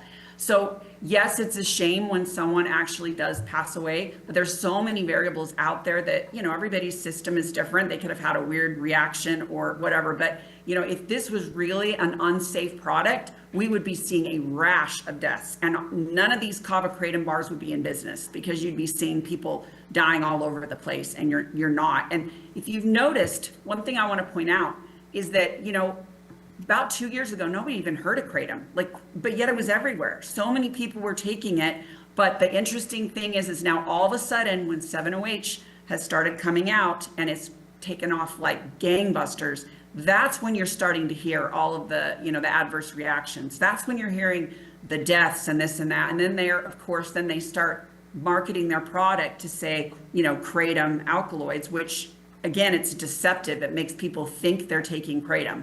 So again, it's just, I look back to 2.5 years ago, I can guarantee none of you would have even heard about Kratom. But now it's just this hot button topic because sadly, some really greedy person decided to make this 7-OH product and ruin it for everybody. Okay, thank you. Did you have any follow-ups? No. Does the division have any questions? Great. Thank you very much. Next speaker. Okay, next we have Sue Eppard. I believe she's also virtual with us tonight. Yes? No? Hello? Sue, are you there? Yes, I'm here. Can Okay, you hear great. me? Thank you. Yes. My name is Susan Eppard, and my 22-year-old son Matthew died from whole leaf kratom powder. It's the least potent form of kratom available in the United States. It caused him to have a seizure, go into cardiac arrest, and die on his kitchen floor right in front of his girlfriend. His toxicology showed he died from the toxic effects of mitragynine, an alkaloid found only in kratom. He had no prescription drugs, no street drugs, nor alcohol in his system when he died, and his autopsy showed he had no underlying health conditions. And he did not die from 7-OH because he died in 2021, and 7-OH didn't really hit the market until late 2023. While people who die from kratom usually do contain other substances in their system, that is likely because the billion-dollar kratom industry primarily targets those with substance use disorder, mental illnesses, and chronic pain patients. I sympathize with people who believe that kratom helps them, but the same has been said about heroin, cocaine, and other dangerous drugs helping people with pain. You heard the gentleman who sells kratom, and he stated that they do no type of testing. They get it in a package and sell it in the same package. 5 students in Walker County, Georgia were hospitalized last month after eating kratom gummies. The Kratom Consumer Protection Act, or the KCPA, is in full effect in Georgia with age restrictions in place, but it didn't stop them from getting it and overdosing. And 2 were released and 3 had remained hospitalized. Regulation isn't working. People are still dying from kratom in states that it's already been, the KCPA is already enacted. You've likely received many emails from people who say kratom helps them, but keep in mind there are thousands of kratom dealers in the United States making big money from keeping people addicted to kratom. The only way to get rid of 7-OH or other spin-off kratom products is to ban all kratom. Concentrated kratom can be made from kratom powder with few ingredients by simply searching it on YouTube. People have been using kratom in countries of origin for many years. However, toxicologies and autopsies are not routinely done in those countries because of religious beliefs, availability, and resources, and these poor countries depend on kratom sales for their very survival. Kratom comes from the black market with no assurance of quality, purity, or potency. Over 95% of kratom in the United States was smuggled in from Indonesia, as it's illegal to import into the United States via the FDA Import Alert 5415. It's snuck through customs by labeling it as fertilizer, incense, etc., and stamped not for human consumption. Testimonies from over 53,000 kratom users on Reddit quitting kratom show its withdrawals are horrible, with many comparing them to heroin and other opioids. And this is a disclaimer from the American Kratom Association's, one of their leading kratom dealer from their website. It says, kratom may be associated with one or more of the following adverse reactions: nervousness, agitation, confusion, aggression, hallucinations, delusions, tremors, sleeplessness, drowsiness, sedation, skin hyperpigmentation, loss of libido, constipation, nausea, vomiting, abdominal pain, liver toxicity, hypertension, respiratory depression, respiratory arrest, cardiac arrest, renal failure, seizures, coma, and death. This is not listed on their packaging, but hidden deep in their website. Dr. Christopher McCurdy, the leading scientist in the world who studies kratom, testified that kratom is a dirty drug, quote, and should not be sold out of gas stations. The studies are being conducted for kratom to be used as a pharmaceutical, not to be sold to our children out of convenience stores and gas stations. I'm a member of the Facebook group Kratom Danger Awareness, created by a mom who lost her son and only child to kratom. And many of our loved ones have died prior to 2023 from kratom powder, not 7-OH, from mitragynine.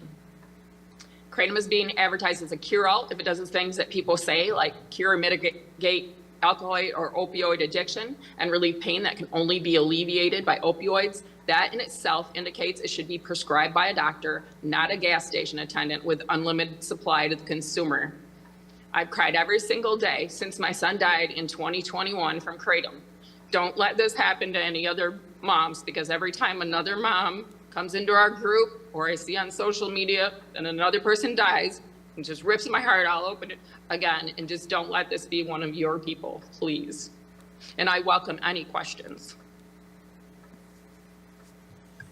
Sue, thank you for your statement.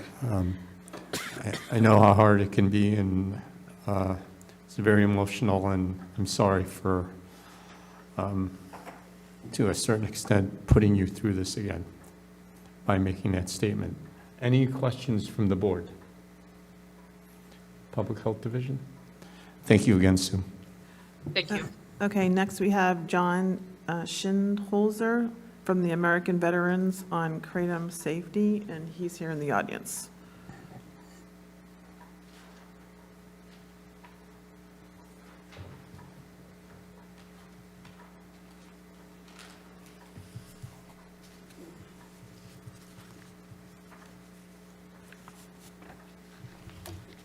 Evening.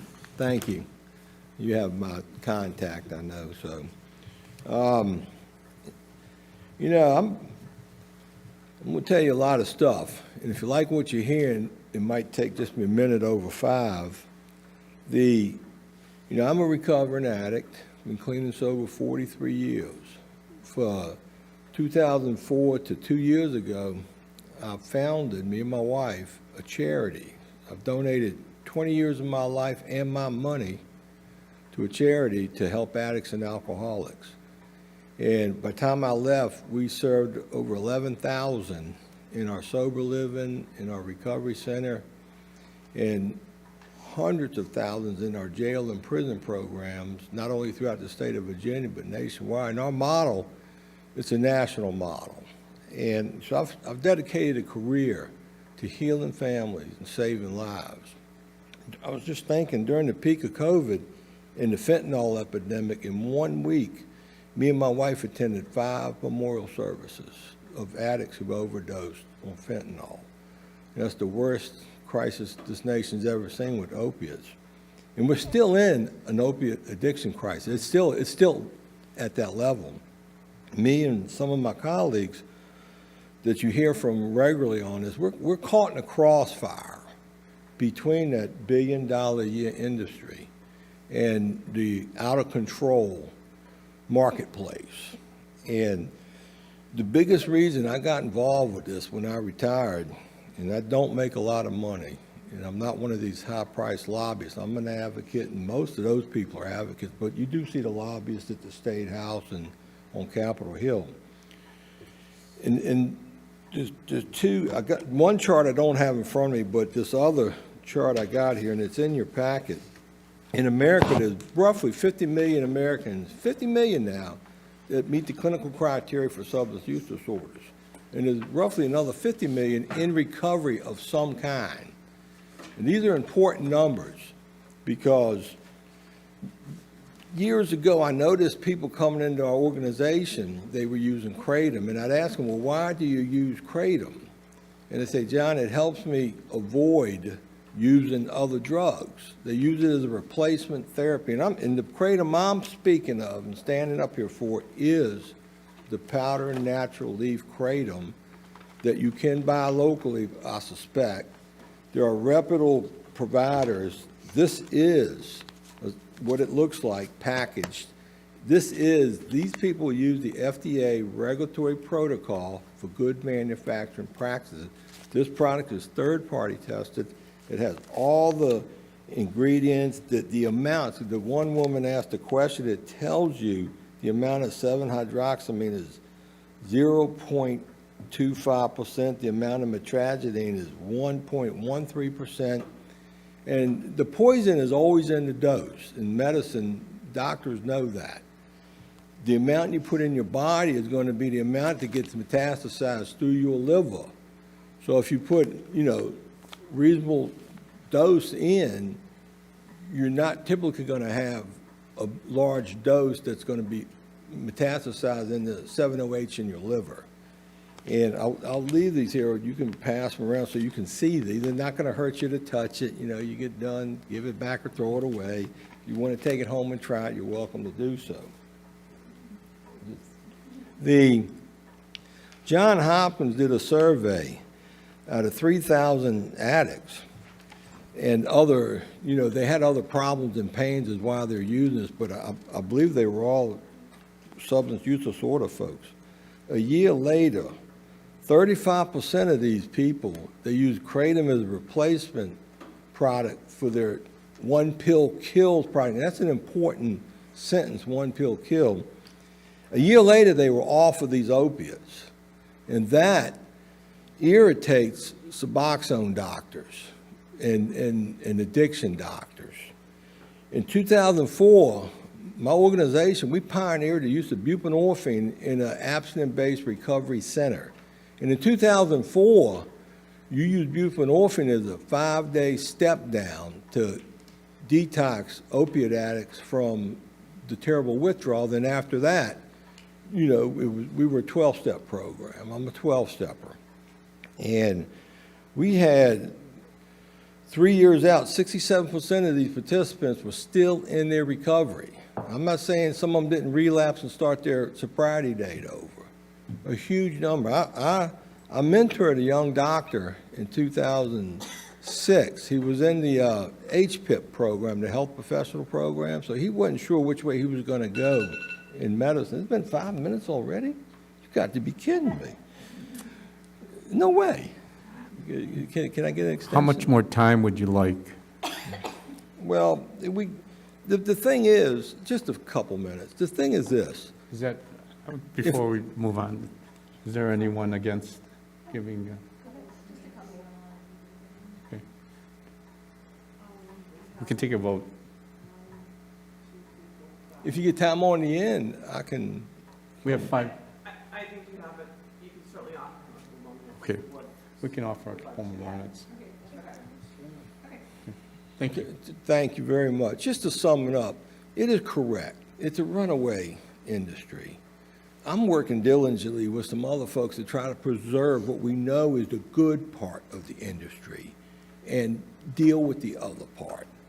And that's why I do what I do, because there's millions of Americans, veterans, senior citizens, they rely on that as their life product that gives them their life to have a high quality way of life. And when you got 10 million addicts a year that pivot from a dangerous, going to kill you product to another product that does have risk. We know there's risk, but as time goes by, we're drilling down, but we are fighting the beast. And this agency, you can help us fight the beast. Let's just use common sense regulations, allow for the responsible adult consumers to have access to these products and eliminate the other problems. It can't be that difficult. Don't throw the baby out with the bathwater. And I had another thought, but I'm getting old, man. So thank you so much, and thank you for having this forum, because a lot of y'all don't do that. At least you're doing due diligence. But there really is a lot of information. There are hundreds of peer-reviewed articles. Every question you ask, there is an answer for it, but it's kind of difficult to get if you don't know where to look for it. And just lastly, I do want to praise the families that fight this. They're correct to do so, and it takes a lot of, guts to do that, and it ain't easy. But there is an honorable good piece to this industry, and that's what I'm standing up for. Thank you. So thank you, John. We'll have a couple questions from the board. Dr. Reed? Yes, John, first of all, thank you for driving all the way up here. I know it's a long drive. I've driven that down through Virginia a lot.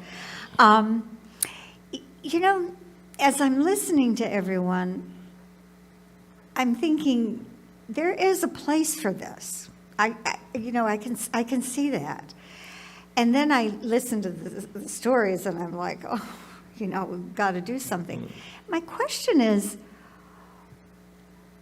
why aren't you lobbying the FDA to regulate it and allow physicians to prescribe it so that it's got a control on it? And you'll still get it. You'll still be able to get it, those that need it and feel like it really helps. And the people that shouldn't have it won't get it. The short answer is, and I advocate, I'm different than a lobbyist, I'm an advocate, but the short answer is the FDA only co-signs their FDA-approved products, which requires 10 years of clinical trials, billions of dollars of an investment, but they would oppose orange juice if they know you're using it for cold because it's not FDA regulated. It's a weird system America has. They totally ignore plant medicine. It's just the way they're wired. And every product you buy, every FDA product I take, with that lady listed that were the dangers of kratom, all these things can happen. I take 3 blood pressure meds, and every one of them, in the end, it They all says have can the cause same. death. Absolutely, they all have the same. And people do die every year. Yeah. They die from Tylenol and all these other over-the-counter meds. There's over 22,000 class action lawsuits about everything sold I in understand. GNC. But you could use your voice and your, group here. Don't tell my to- wife that, man. She wants me home right now. To maybe turn it around. We're trying. I understand. But there's no place for plant medicine in the FDA. That's the problem. Yeah. They demonize plant medicine. Although we have a director of, the doctor, Surgeon General, whatever. Is he the Surgeon General, Kennedy? Oh, he doesn't want to ban kratom. He said it. He made it clear. We are not He could targeting probably kratom. help you get through Yeah, you the got a FDA. 2-minute video from what he said. Okay. We want to ban 7-OH. If you do anything tonight, ban 7-OH. Emergency. Get it out of your community. But the powder, the leaf, there's a place for that. I'm fighting to try to find the right place. I'm kind of on everybody's side here. Thank you, John. If I have one question, and I'm basically echoing back to your statement. You're okay with common sense regulations? 100%. I'm a Marine. I'm a paint contractor by trade. Yeah, common sense. I'm the man. Okay, thank you. Ask my wife, man. Some days she's glad I'm traveling. Thank you. Thank you. All right, thank you. I just want to let Justin, Jen, Melody, Shannon, and Wendy, we have your names written down on the list. We've acknowledged that you want to speak.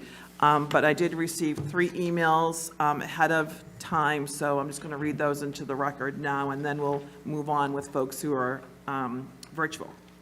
So the first one says, "Hello, my name is Mark Rich. I'm a Malden resident who has been taking kratom for over 5 years. During this time, the leaf has been instrumental in relieving chronic pain. I ask you to keep this extremely beneficial and safe substance legal for those who need it. Thank you." Next one is from Shannon Harold. "To whom may concern, my name is Shannon and I'm a resident of Massachusetts. I travel all around Massachusetts as well. I am sure there are many people in Massachusetts who are just like me and need access to natural kratom. I want to reach out and tell my success story. I have been taking natural kratom for many years now, and as a healthcare worker over time working with patients, I have had many issues with my lower back, lifting and moving patients, causing a lot of issues and a lot of pain. I've been to many doctors to figure out how to help my chronic lower back pain. I have had MRIs, CAT scans, and x-rays. Finally, I was able to get a full answer of why I was in so much pain. Pain meds did not work, as I had to stop them myself through my doctor, and I sat with him and explained that the prescription pain med he had me on was not helping me. My doctor and I spoke about natural kratom, and he recognized it from his other patients that take natural kratom for their pain management as well. And he said, as long as it helps you and your pain is manageable, by all means, I'm okay with you taking kratom. My lower back pain went from a steady 10 to a 0 to 1, and it's been a total lifesaver for me. I can work freely without suffering on a daily basis. Even the FDA announced in their January 29th, 2025 press conference that they are not interested in banning natural kratom, that they only want to ban 7-OH. I hope you are able to read my story and others as well and fully understand between natural kratom and 7-OH. I appreciate you taking the time to read my story, and I really hope you take the time to fully understand the difference. Thank you so much." And then final email is from Janice Stevens. "Dear committee members, I am running to support regulating kratom for age of use and manufacturing quality guidelines, but not banning it, as it has tremendous usefulness for people like me. The state of Massachusetts is reviewing 2 bills on kratom this week, so it makes sense to hold off on local bills until the state provides guidance.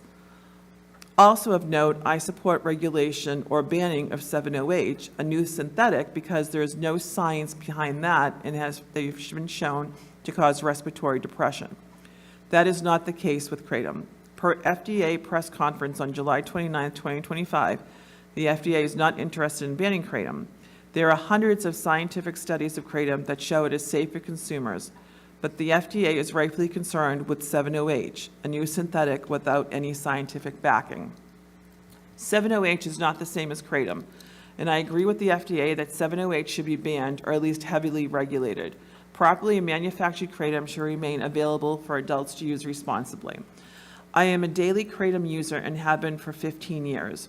I was a registered nurse and injured my back while working, leaving me with crippling back pain. I was initially treated with the usual opioids and only partial alleviation of pain and side effects of decreased energy and mental acuity. Surgery was not an option for me.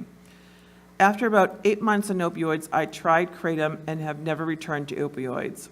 Kratom manages my pain and leaves me with energy and a clear mind.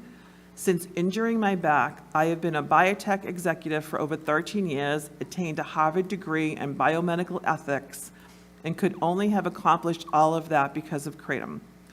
There are many like me who rely on kratom to function fully. I agree with regulations concerning product purity and age restrictions, but please do not take pain relief and ability to live productive lives despite chronic pain away from responsible kratom users like me. Thank you for understanding and for supporting regulation of kratom, but not banning it. So those are the emails that we received ahead of time. So now we'll return to the folks who have requested to speak that are virtual. And the first one is Justin Tunney Lassiter. I believe Justin's here. Justin, you here still? He was here earlier.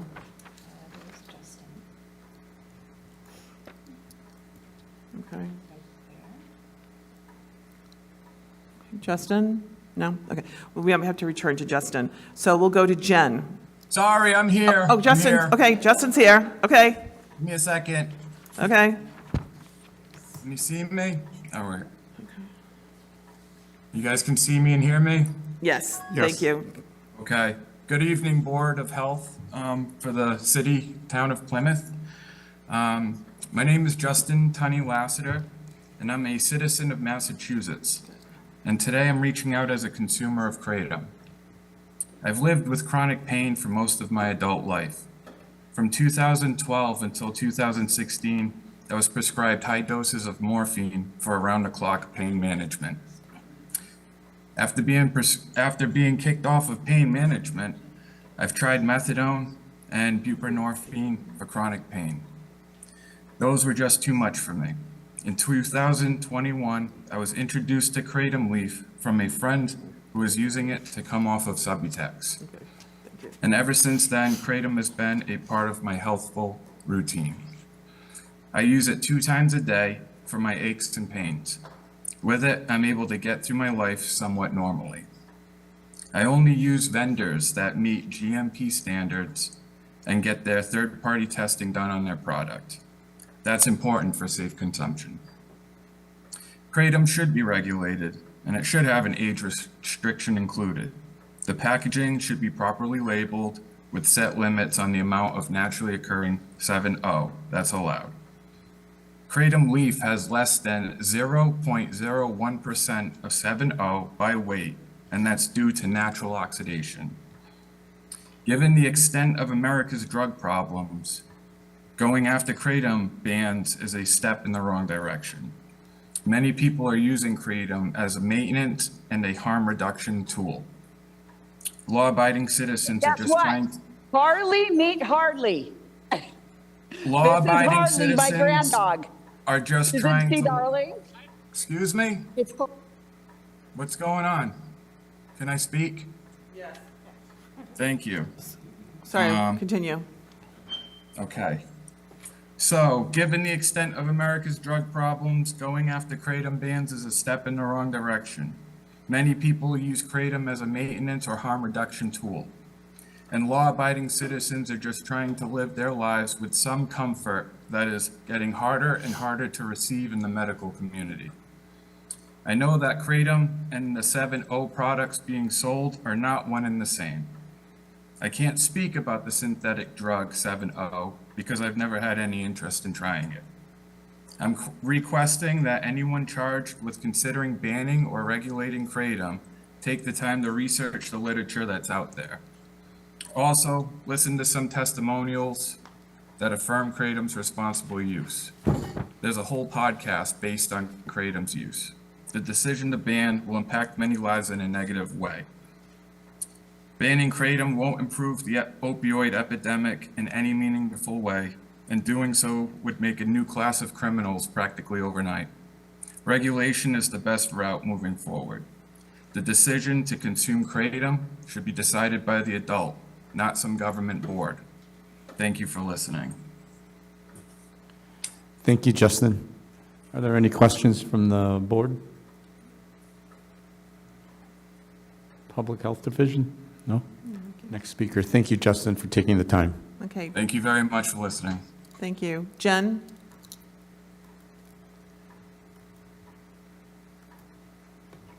Can you hear me? Yes.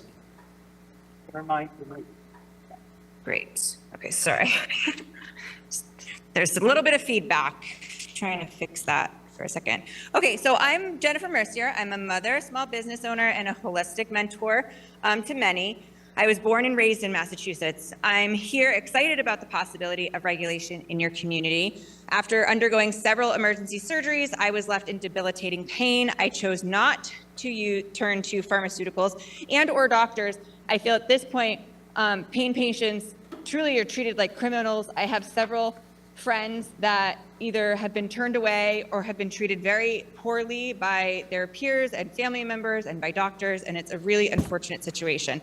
And after being turned away from doctors for many years and being sober, I didn't want to have anything to do with it. So I found kratom through an herbalist, and it really helped me live my life in a comfortable manner where it wasn't inebriating. Cannabis, there are people who use cannabis as plant medicine, and I'm sure you have a dispensary. To me, that is wildly inebriating. I actually know somebody who is wildly negatively affected by it, but I'm not here to tell you to ban cannabis. I'm here to tell you to regulate it just like we do everything else. So basically, this is about science, compassion, and common sense. John said it best, really. World-renowned experts like Dr. Marilyn Hustis, Dr. Christopher McCurdy, Jack Henningfield have testified about kratom's therapeutic potential. These are respected researchers in toxicology, pharmacology, and addiction medicine. Their findings show that kratom can offer relief from chronic pain, anxiety, even help with opioid withdrawal, which you've heard from many others. It also has a lower risk profile than prescription drugs. I have a position paper in comparison to MAT therapy, medication-assisted therapy, along with another paper that goes along with its safety profile that kind of condenses the 450 scientific studies out there proving its safety. Of course, regulation just makes sense. Quality control, education, and appropriate labeling. And personally, no offense to your poor little corner store, I don't think it should be in the corner store. I don't think it should be in gas stations. That was one of my biggest turnoffs when I found kratom. I wanted it in a health food store. And although there are many health food stores that carry it, not enough do. And I believe that's kind of the next stage of the game, is it moves into the health food stores, it moves into a dispensary situation where people do have education, they do have information. Labeling has really upped its game recently, so that's a wonderful step in the right direction. I just, with 17 other states, I think we're at 18 states maybe, have passed the KCPA. Like somebody had mentioned, the state has reviewed 2 separate bills. So it does kind of make sense to see what they're doing. I really think the FDA has done the heavy lifting for everybody. They are looking to schedule 7OH and keep the plain leaf safe. It's one of those things where there's 10 billion people 10 million people estimated to use kratom across the states. And yes, there are people that do get addicted. There's about a 9% of the population that use it that do experience withdrawals, where the majority does not. I'm one of those people. I'm actually currently not using it because, yay me, I don't need it in this moment, which is very exciting because that's very rare for me to be out of chronic pain, but it's there for me if I need it. And I don't want it to be taken away from me because other people have had bad experiences or misused it, or there's been some problem with it. So let responsible adults make decisions for themselves. I appreciate your time. I'm open to questions. I sometimes help Laura with the education, and I'm here for you guys. So thank you. Thank you, Jen, for your statement. Any questions from the board? Public Health Division? Sorry, I can't hear you if you are Thank you, Jen. asking me questions. Okay, so next will be Melody. Hey, how are you guys tonight? My name is Melody Wolf, and I was the one that participated in the July 29th HHS Joint FDA press conference. I had to clear my testimony through the FDA and the HHS staff. They knew I was 100% going to talk about the benefits that kratom has offered me. I'm a daily consumer, and in February, I will have been daily consuming kratom for 12 years. I have several conditions that without kratom, I'm left bedridden and often using a walker or wheelchair. In 2022, my daughter, her child care center closed 2 weeks before she was going off of maternity leave, and she asked me to come over and move in with them. There is no way I would have been even able to consider it without kratom. And so I provided daycare for them, which gave them open of about $50,000 they would have had to spend at a last-minute nanny. And this summer, I chased a 3.5-year-old from splash pad to splash pad, park to park. We were all over the city of Ferndale because they had an unexpected bill of like a five-figure house repair. So they asked me to move in for the summer. And kratom has given me back my mobility. And I am so for reasonable regulation that gets 7-OH off of the shelves. And I'm happy to answer any questions. I spent last year in February, the week at the International Kratom Scientific Symposium with researchers from the NIH, NIDA, and HHS and the FDA. And there are scientists, especially, and now they have come forward saying that, you know, kratom has a place in the community and we want to regulate it so people know what they're taking. They know that it's not contaminated. It's been tested for heavy metals. And just some reasonable regulations, such as I used to take valerian. It's a root that is sold in all the health food stores. And the FDA doesn't give their approval for any medicinal use for valerian, just that what's on the package is what's inside the package. And I need to know that what I'm taking is a regulated product. And so I would just love you to get 7-OH off the shelves while reasonably regulating kratom. And I'm happy to answer any questions. Well, thank you for your statement. Any questions from the board? Public Health Division? Okay, thank you again for taking the time and providing your statement. My pleasure, and thank you so much for your time. Okay, next will be Shannon.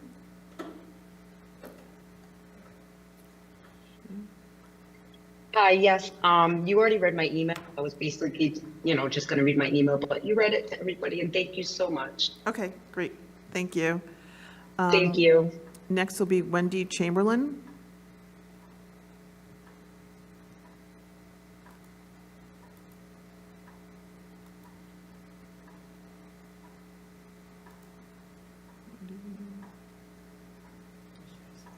Man. Hello? Hello. Yes. Can you hear me? I just clicked off myself. I just wanted to say good evening, members of the board. My name is Wendy Chamberlain, founder of Kratom Danger Awareness, Inc., a nonprofit, and the mother of Joseph S. Labrazo, my only child, who died from a tragedy toxicity, the primary alkaloid in kratom. Joseph was a 38-year-old father of 3 and a business owner. He wasn't an addict. He didn't use illegal drugs. He wasn't on prescription drugs, and he didn't drink alcohol. He took kratom for energy because it was marketed as safe and natural and was told it was safer than Red Bull. There was no warning that metragenine acts on the same opioid receptors as morphine. There was no warning that it could kill him.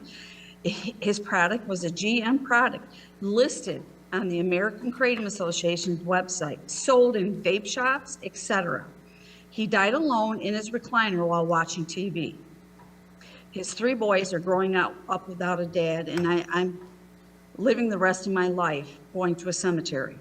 I'm here tonight to urge you to ban kratom in its entirety. The leaf, the powders, the extracts, the shots, and all the alkaloids, synthetic derivatives, not just 7-OH, not just one compound at a time. Because kratom is being sold today in Massachusetts, it's not the simple leaf. Retailers are selling high-potency extracts, chemically manipulated versions of the plant, and now include metragenine pseudoxyl, new synthetic compounds like MGM-15 and MGM-16. These have never been studied in humans and have powerful opioid-like effects. They weren't part of the natural plant. They were created to stay one step ahead of the law. In Plymouth, if Plymouth only restricts 7-OH, the industry will simply pivot the next derivative. They already have. This is exactly why piecemeal restrictions regulation fail. Even Utah Senator Mike McCall, who originally was part of the first KCPA in 2019, has now reversed his position. Earlier this year, he stated, quote, "Had I known that what I know now, I would have run a ban, not regulation bill. The products being sold today is chemically manipulated and extremely dangerous. Regulation does not work." I also want the board to know that the U.S. Drug Enforcement Administration has officially accepted our nonprofit citizen petition requesting that kratom and its alkaloids be federally scheduled. This means the DEA has acknowledged the dangers presented in our petition are serious enough to warrant federal review under the Controlled Substance Act. DEA does not accept every petition. Thousands are rejected. Ours was accepted because of the overwhelming evidence of harm, addiction, and death, including my son's case. If the federal government is now reviewing kratom for scheduling, Plymouth should not wait. You have the authority to protect your residents today. I can send you the copy of the petition. I can send you my son's toxicology report and autopsy report. This is not about banning a harmless tea. It's about stopping a for-profit industry that is placing profits over people and selling unregulated psychoactive opioid-acting drugs in a gas station and smoke shops with zero oversight. Surveys of kratom consumers show that about 1 in 8 to 1 in 4 users meet the DSM-5 criteria for a kratom use disorder, and heavy daily users often become dependent and go through withdrawal. If they try to stop, this is the drug acting on the same opioid receptors, and I can send you that study. My son's life was worth more than someone's kratom profits. So is every life in Plymouth. I respectfully ask you to enact a full ban on kratom and all kratom derivative alkaloids to protect your community before another family experiences the loss mine has. And I want to thank you for your time. Thank you, Wendy. Any questions from the board? No? Next speaker. Thank you, Wendy, for your statement. Christopher Deeney. Hello, can you see me? Yes. How you doing? My name is Christopher. I've been consuming whole leaf kratom in tea form since 2015. I was hit by a car when I was 8 years old. I was prescribed opiates from the age of 11 through my late 20s. Kratom doesn't feel anything like opiates. Kratom just gives me energy and takes away my pain, kind of like a good cup of coffee, but with a little pain relieving effect, I guess you can say. I've never felt high from Kratom. When I first found it and I first was like just trying to discover what this plant was, I reached out to the people in Indonesia who have been using it traditionally for 30, 40, 50 years, and I really wanted to know about this plant. You know, I'm 50 years old now, but I had a major heart attack at 36. So I wanted to be real careful. I discussed this with my cardiologist. I said, you know, there's not a lot of studies on this plant, but it really makes me feel better, like I can function. And, you know, I feel like myself again. He said, okay, well, just be careful. And he started researching it a little bit. And years later, I mean, I've never been healthier. I mean, I have perfect lab work. I am able to function. I'm able to do things that I wasn't even able to do after multiple surgeries. So, I mean, it doesn't take my pain away completely, but, you know, anybody who really dealt with chronic pain in their life understands how it affects your mood. You know, you just want to go out and do stuff like everyone else. And when you can't do that, it really affects who you are. So when you're able to just do simple things like getting in and out of the car without pain, or taking a walk with your dog and not being like, wow, this doesn't hurt as bad. You know, simple things like that. There's millions of people using plain leaf kratom powder just for that reason, just to feel like them again. You know, I'm in agreement with a lot of people saying there needs to be regulation. You know, the kratom that I was introduced to in 2015 is not the kratom that's on the market right now. It's two different things. I was introduced to plain leaf tea, a powder. I made tea out of it. I had to figure out how much worked for me, whether it was a teaspoon or a tablespoon. If I took a little too much, I felt a little nauseous. I threw up. That was it. Okay, don't take that much again. So I really was lucky to learn about this when I did. There's a lot of people are coming in learning about kratom now, and they're a little confused. You know, they got 708, you got extracts, you got plain leaf powder, like what's going on? So yes, there does need to be education. There needs to be regulation. I just don't know what's the best way to go about that, but there are companies that care. There are companies that really care about this plant. That package that you were handed around earlier, that was my company. That was my packaging. We're only 3 people. It's me, my wife, and my daughter. I don't know about the main kratom industry, but we're broke. We're not $1 million company. We have bills. We have debts. You know, we have $3,200 insurance payments every month for just 3 of us. You know, there's a lot of expenses to running a small business, but we're not in it for the profit. We actually have a little mantra. It's called people before profits and plants before pills. It's just learning about these plants that are put on this earth for us. There's a reason for all of them. We want to know the reason. We want to educate ourselves and how we can use these plants to better ourselves, not to abuse them, not to, you know, make drugs out of them or make something else out of them. These plants are really sacred and they really should be learned about. Yep. And thank you for your time. Thank you, Christopher, for your statement. Any questions from the Board of Health? Next speaker. Next will be Dan Gibbs. Oh, go Dan! Hello, can you hear me? Yes. Yes. Good evening, and thank you for allowing public comment tonight. My name is Dan Gibbs. I'm a grieving father and here to strongly support a full ban on the sale, distribution, and manufacturing of kratom products in the town of Plymouth. On December 6, 2023, my 25-year-old son, Austin, died alone in his bedroom after consuming what he believed was a harmless natural product. His toxicology report showed mitragynine only, the active compound in kratom. No fentanyl, no other drugs. Kratom alone took his life. People often say kratom is natural, but natural does not mean safe. Hemlock is natural. Tobacco is natural. Heroin originally came from a plant. The kratom my son used was sold in a smoke shop with no dosing guidance, no quality standards, and no medical oversight. Here's what most consumers and many policymakers don't realize. When mitragynine enters the body, the liver converts it into 7-hydroxymitragynine, 7-OH, a compound up to 10 to 20 times more potent at the opioid receptors.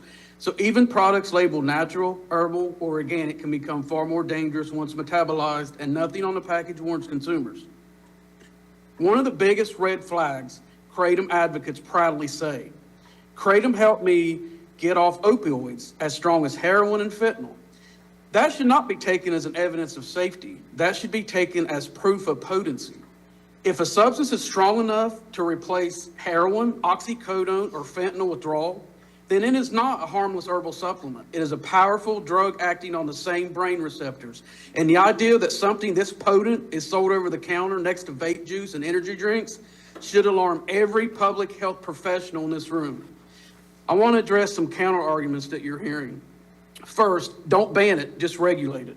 Regulation sounds reasonable, but it does not solve the underlying problem. There are no federal testing standards. Lab testing labels can be printed by anyone.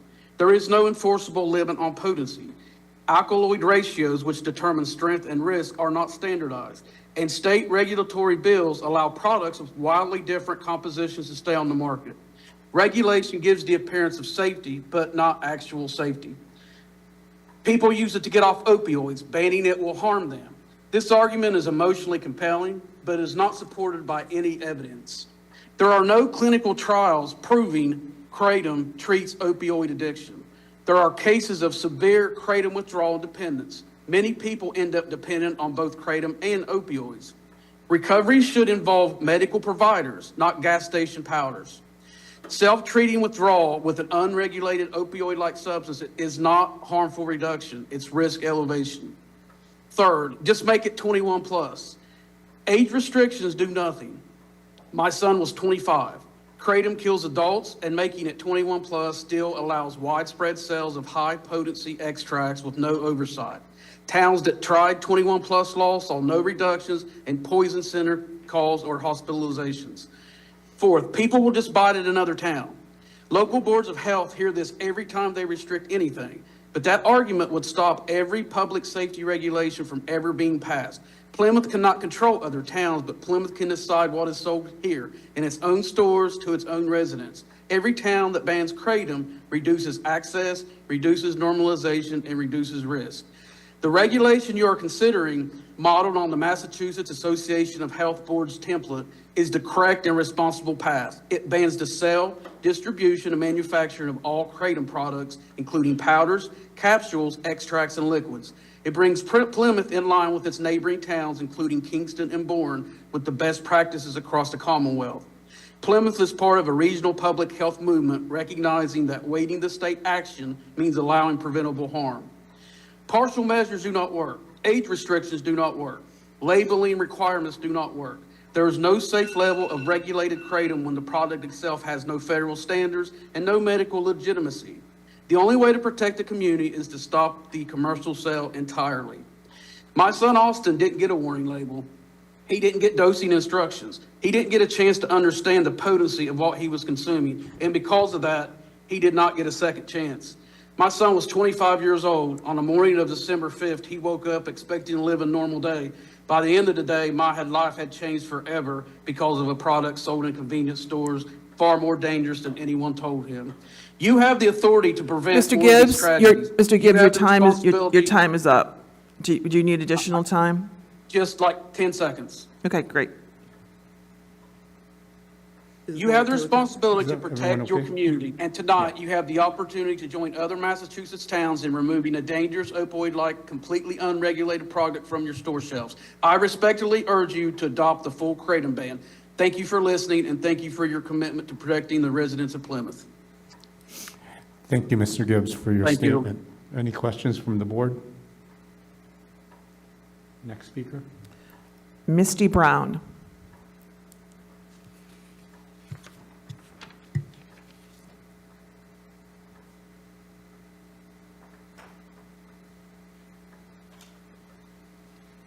Hi. Can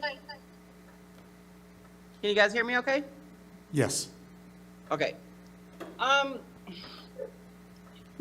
Bans don't work. I want to give you guys an example of Marshall Price in Arkansas. The whole state of Arkansas banned kratom back in the day when they did a knee-jerk reaction when the FDA was going to ban kratom. 2 months later, the FDA and DEA rescinded that notice of intent to schedule because the science didn't meet the criteria for the 8-factor analysis. Marshall Price is a victim of that. He was sentenced to 10 years in prison for having 200 grams of kratom that he legally purchased in Missouri. And then he he crossed over into the Arkansas state line, and he got pulled over, and bam, 10-year sentence. 3 weeks later, he was murdered in Greene County Jail in Paragould, Arkansas. Kratom was saving his life from 20 years of active addiction. I'm gonna give you another example in Alabama for Shayna Brown. She purchased Kratom legally in the state of Florida and accidentally crossed over the state line into Alabama. Sorry, my phone battery's dying. She accidentally crossed over in the state line into Alabama and got pulled over at a DUI checkpoint. She had Kratom in her car. She sat in jail for 9 months. Her bond was $1 million for a freaking leaf. She's still facing 10 to life. So that's the ramifications of when you come on here and talk about banning a leaf, a ground up tea leaf. I also want to clarify a statement that was made earlier about Dr. Chris McCurdy saying that Kratom is a dirty drug. He was talking about pharmacology wise. I guess it's like, like medical talk that they talk about, because Kratom hits multiple receptor sites. But I also want to give y'all my testimony about how Kratom is saving my life. I also want to say that tomorrow is going to be my brother's 13-year death anniversary. In 2012, I found him dead in his bed. He was 35 years old. Yes, he had empty beer bottles on his counter, on his table next to his bed, and I sat around and questioned, like, did I do the right thing? Did I do CPR right? Did I call 911 on time? And when they did the autopsy, they found, yes, he had alcohol in his system and he had Percocet in his system, but they weren't at dangerous levels to kill him. He died from heart failure, which is genetic. So me being trapped in active addiction from 2008 to 2019, my brother's death in 2012 is what catapulted me and had me staying in active addiction, because I kept reliving that moment over and over and over in my head. But let me read y'all my testimony. So from 2008 to 2019, I lived in the grip of FDA-approved pain pills, benzos, and muscle relaxers prescribed for my degenerative disc disease. For 11 years, chronic pain management fueled my addiction. What started off as a dependency slowly slid into a destructive cycle of misuse and despair. In April 2019, I was dismissed from chronic pain management after failing a required pill count. I didn't have the 11 pills. I was 11 pills short, and my usual drug dealers didn't have any of the pink Oxy-10s I needed. Cut off from prescriptions, I turned to the streets in desperation and eventually slipped into cocaine use while searching for another doctor. Then in June of 2019, while suffering through cocaine withdrawal, I stumbled upon the documentary A Leaf of Faith. That single moment changed the course of my life. The very next day, I walked into a smoke shop. I began my journey with whole leaf kratom, not synthetic 7-OH. I was carded. The kratom was sitting in the glass container, counter thing, and it was locked up. So yes, I was carded for that. Kratom quieted the relentless cravings, the constant voice whispering, one more pill, one more snort, one more escape. For the first time in over a decade, I felt peace. Kratom gave me the space and clarity to confront the deeper reasons behind my addiction and to rebuild my life from the ground up. I have not returned to pain management over 6.5 years. Today, I'm a thriving mother, a proud first-time grandmother, a functioning member of society, and a tax-paying citizen, which I never in my life would thought I'd be happy to say that. Most importantly, I'm no longer a burden to my children. I'm an example of hope and healing. I will be forever grateful that I found safe, lab-tested, whole leaf kratom. Now I share my story, knowledge, and science behind it to help others facing addiction, chronic pain, anxiety, and depression. Y'all have to know how to differentiate between whole leaf kratom and synthetic 7-OH. I also want to say Ms. that Brown, your representative from your community, Michelle Badger, she is the sponsor for the House bill. Ms. Brown, your time is up. State legislator right now. Your time is up. Do you need additional time? The board can vote on that. No, ma'am. Thank you so much for allowing me to speak. All right, thank you. Misty, Bye-bye. thank you very much for your statement. It takes a amount of courage to make those testimonies and share your story with us. Thank you. Okay, next is Jennifer Gillis.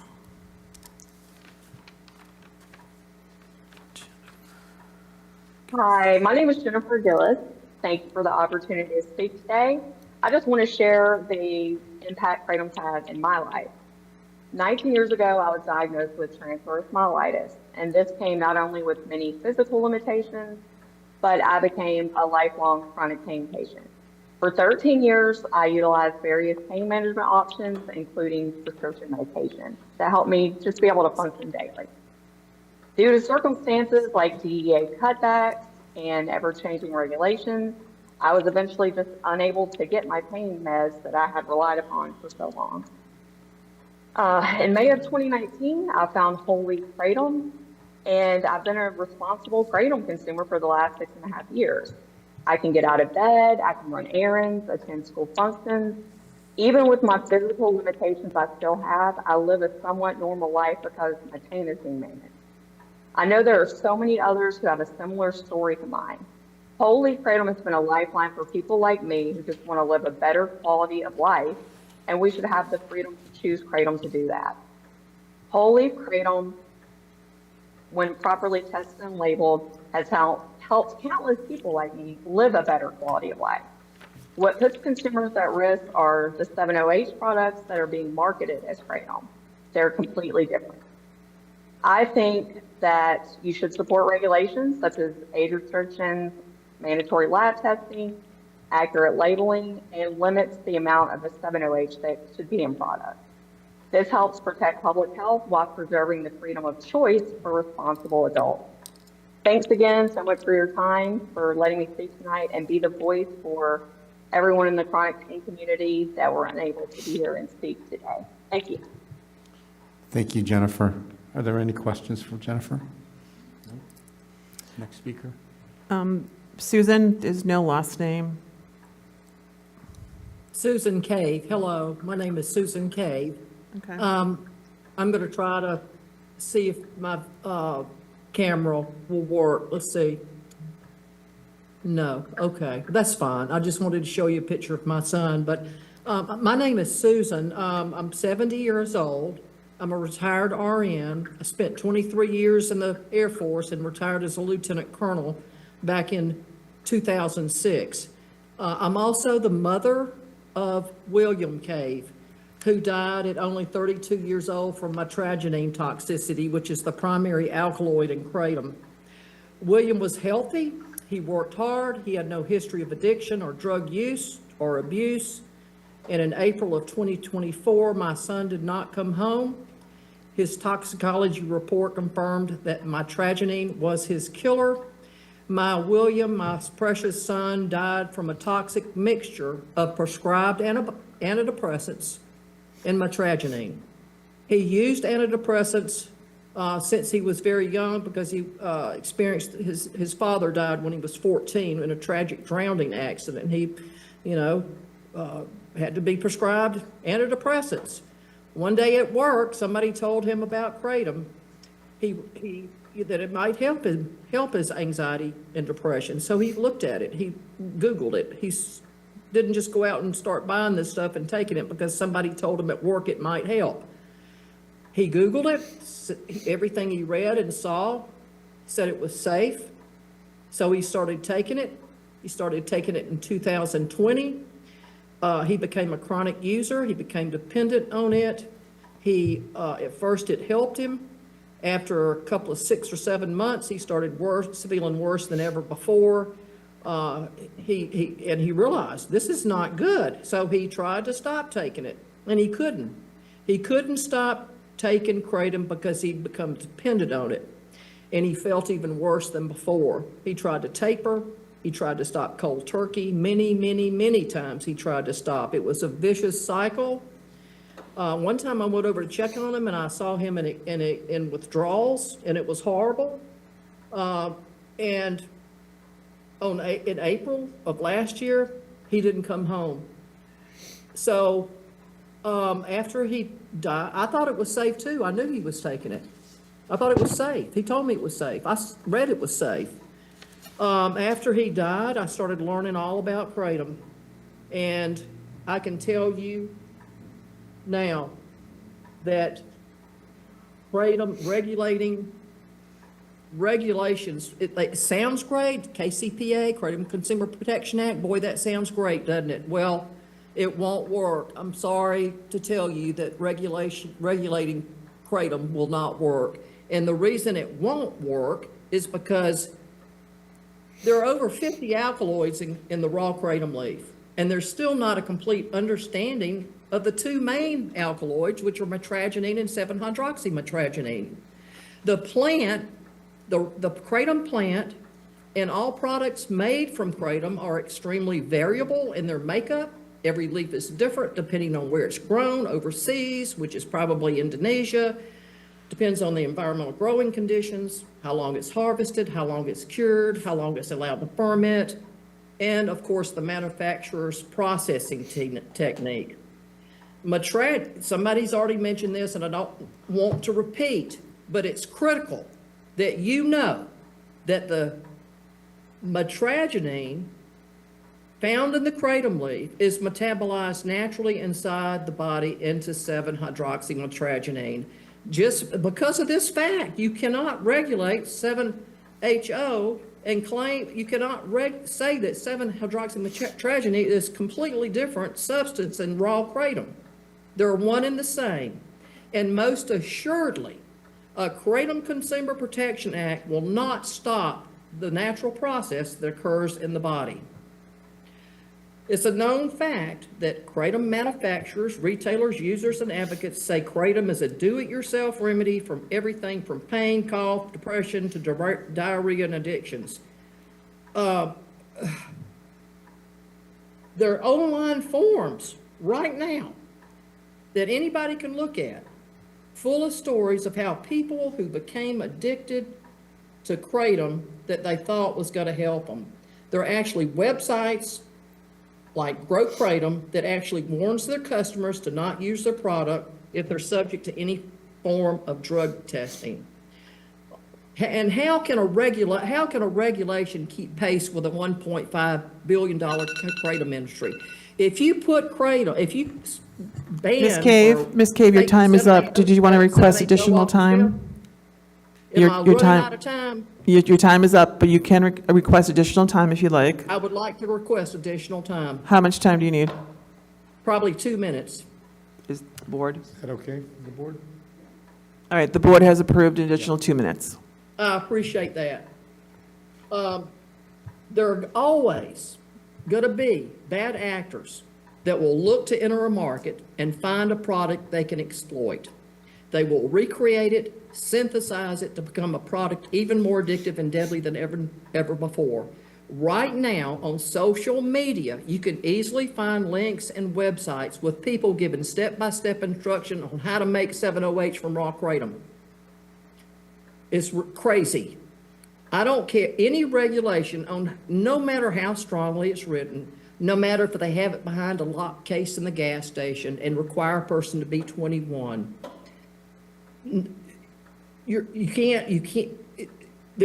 There's always going to be bad actors in a market. And any regulation, no matter how strongly written it is, cannot stop overdoses and cannot prevent more families from suffering the loss that my family has suffered. Any Kratom Consumer Protection Act is sort of a laughable solution and gives a false sense of security to the consumer. Now, allowing the availability of kratom keeps the marketplace door open for consumers to purchase future novel synthetic derivatives. I can just see it now. Kratom's kept on the shelf. There are going to be people in their kitchens with a pot of kratom on the stove, boiling it down and extracting 7-hydroxy from raw kratom leaf and synthesizing it. It's not, and putting it back on the market. I urge you to take a close look at this and protect the people of Plymouth. A ban is only, what I would like to see, I would like to see it banned, scheduled, studied, and prescribed by a doctor so all the people that it helps, they can still get their drug. Regulation is not going to do it. I would like to answer any questions that you may have about this. Other than that, I most appreciate your board giving me extra time to speak. My heart is broken, and every time I see somebody die from this stuff, it breaks even more. Once again, my name is Susan. I'm also a member of Kratom Danger Awareness. I would encourage you to get on that website, kratomdangerawareness.org, and take a look at it. Thank you. Thank you, Susan. Any questions from the board? Next. Okay, our final speaker will be Venus Usher. Thank you. Good evening. My name is Venus Usher, and I'm asking you to keep plain leaf kratom legal and regulated for adults. For more than 17 years, I lived in severe pain caused by FDA-approved medication. I was misdiagnosed, dismissed, and even labeled a drug addict and sent to rehab. I went through unnecessary surgeries, including a botched hysterectomy, and nobody believed my pain. 8.5 years ago, I found plain leaf kratom tea. It's just crushed leaf tea, but it gave me more relief than anything in nearly 2 decades.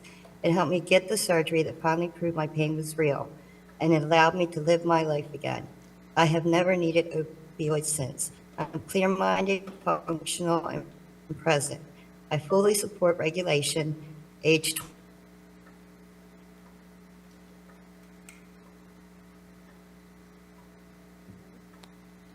We lose Venus?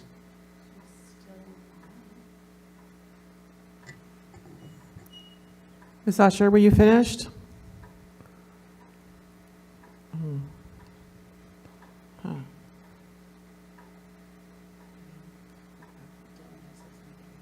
Venus, if you're speaking, we cannot hear you.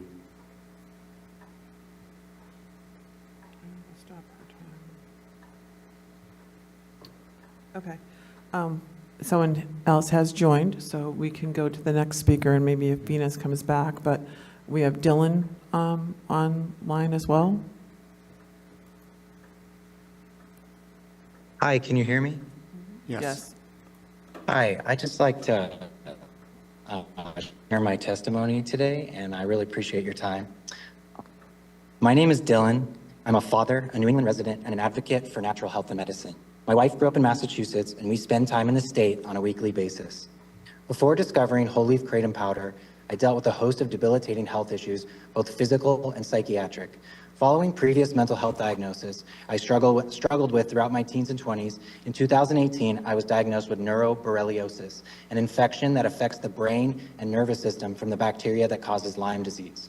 I suffered from a host of debilitating symptoms that upended my life for over 10 years. Before whole leaf kratom, not 7-OH, I'm just speaking about whole leaf kratom, and other natural herbs came into my life, my daily reality was crippling pain, fatigue, anxiety, depression, insomnia, and digestive distress. My condition became so severe that in 2018, I was hospitalized for over a month. My physical and mental health had declined to the point I was put on disability, and for several years was unable to support myself.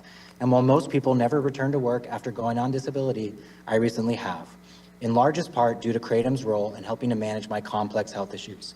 This has allowed me to contribute to our family and community in ways that would have not been possible otherwise.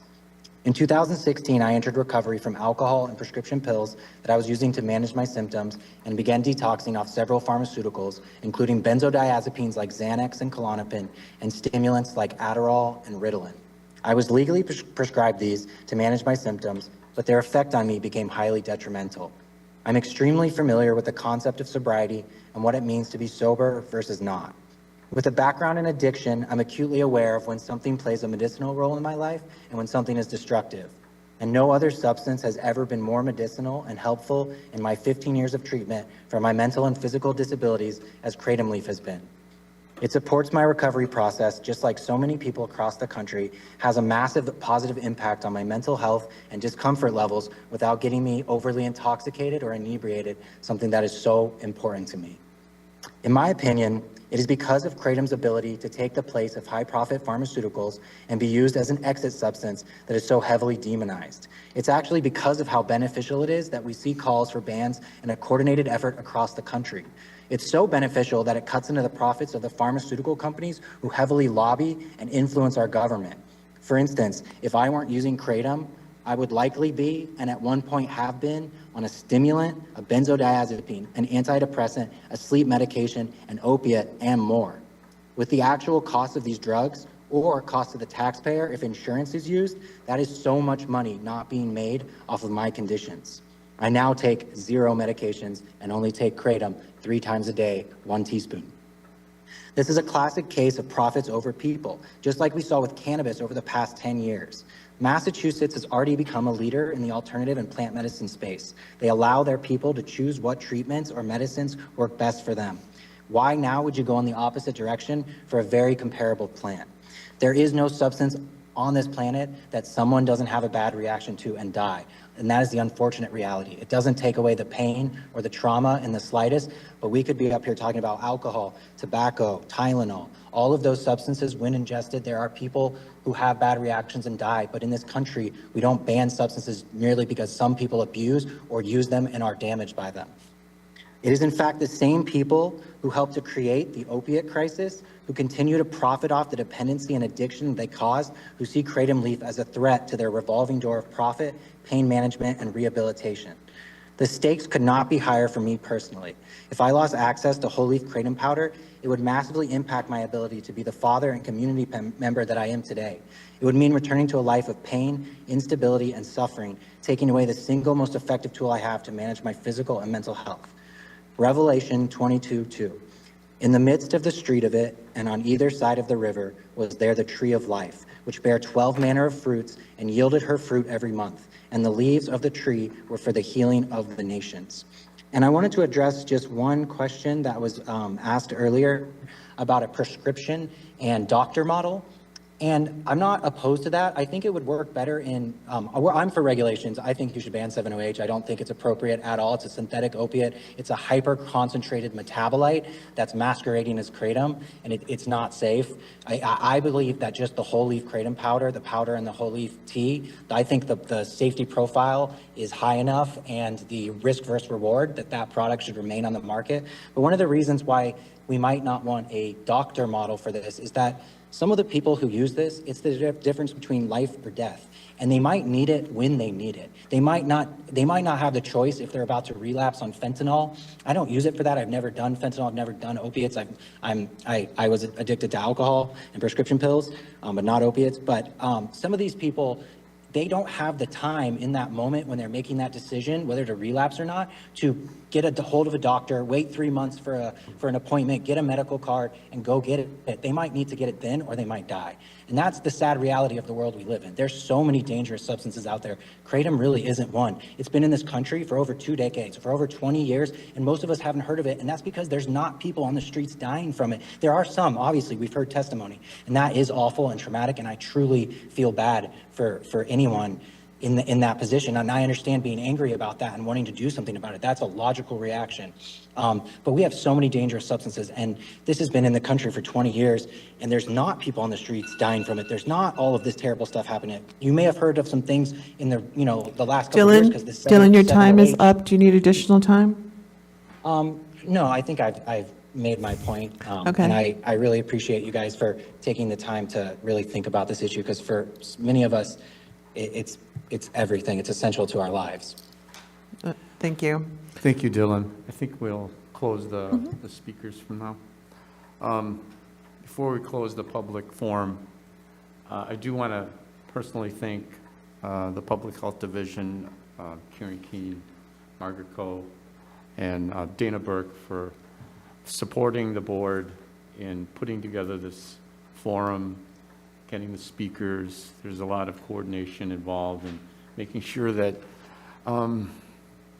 we get a diverse points of view, and we heard that today, and within that context, being also inclusive.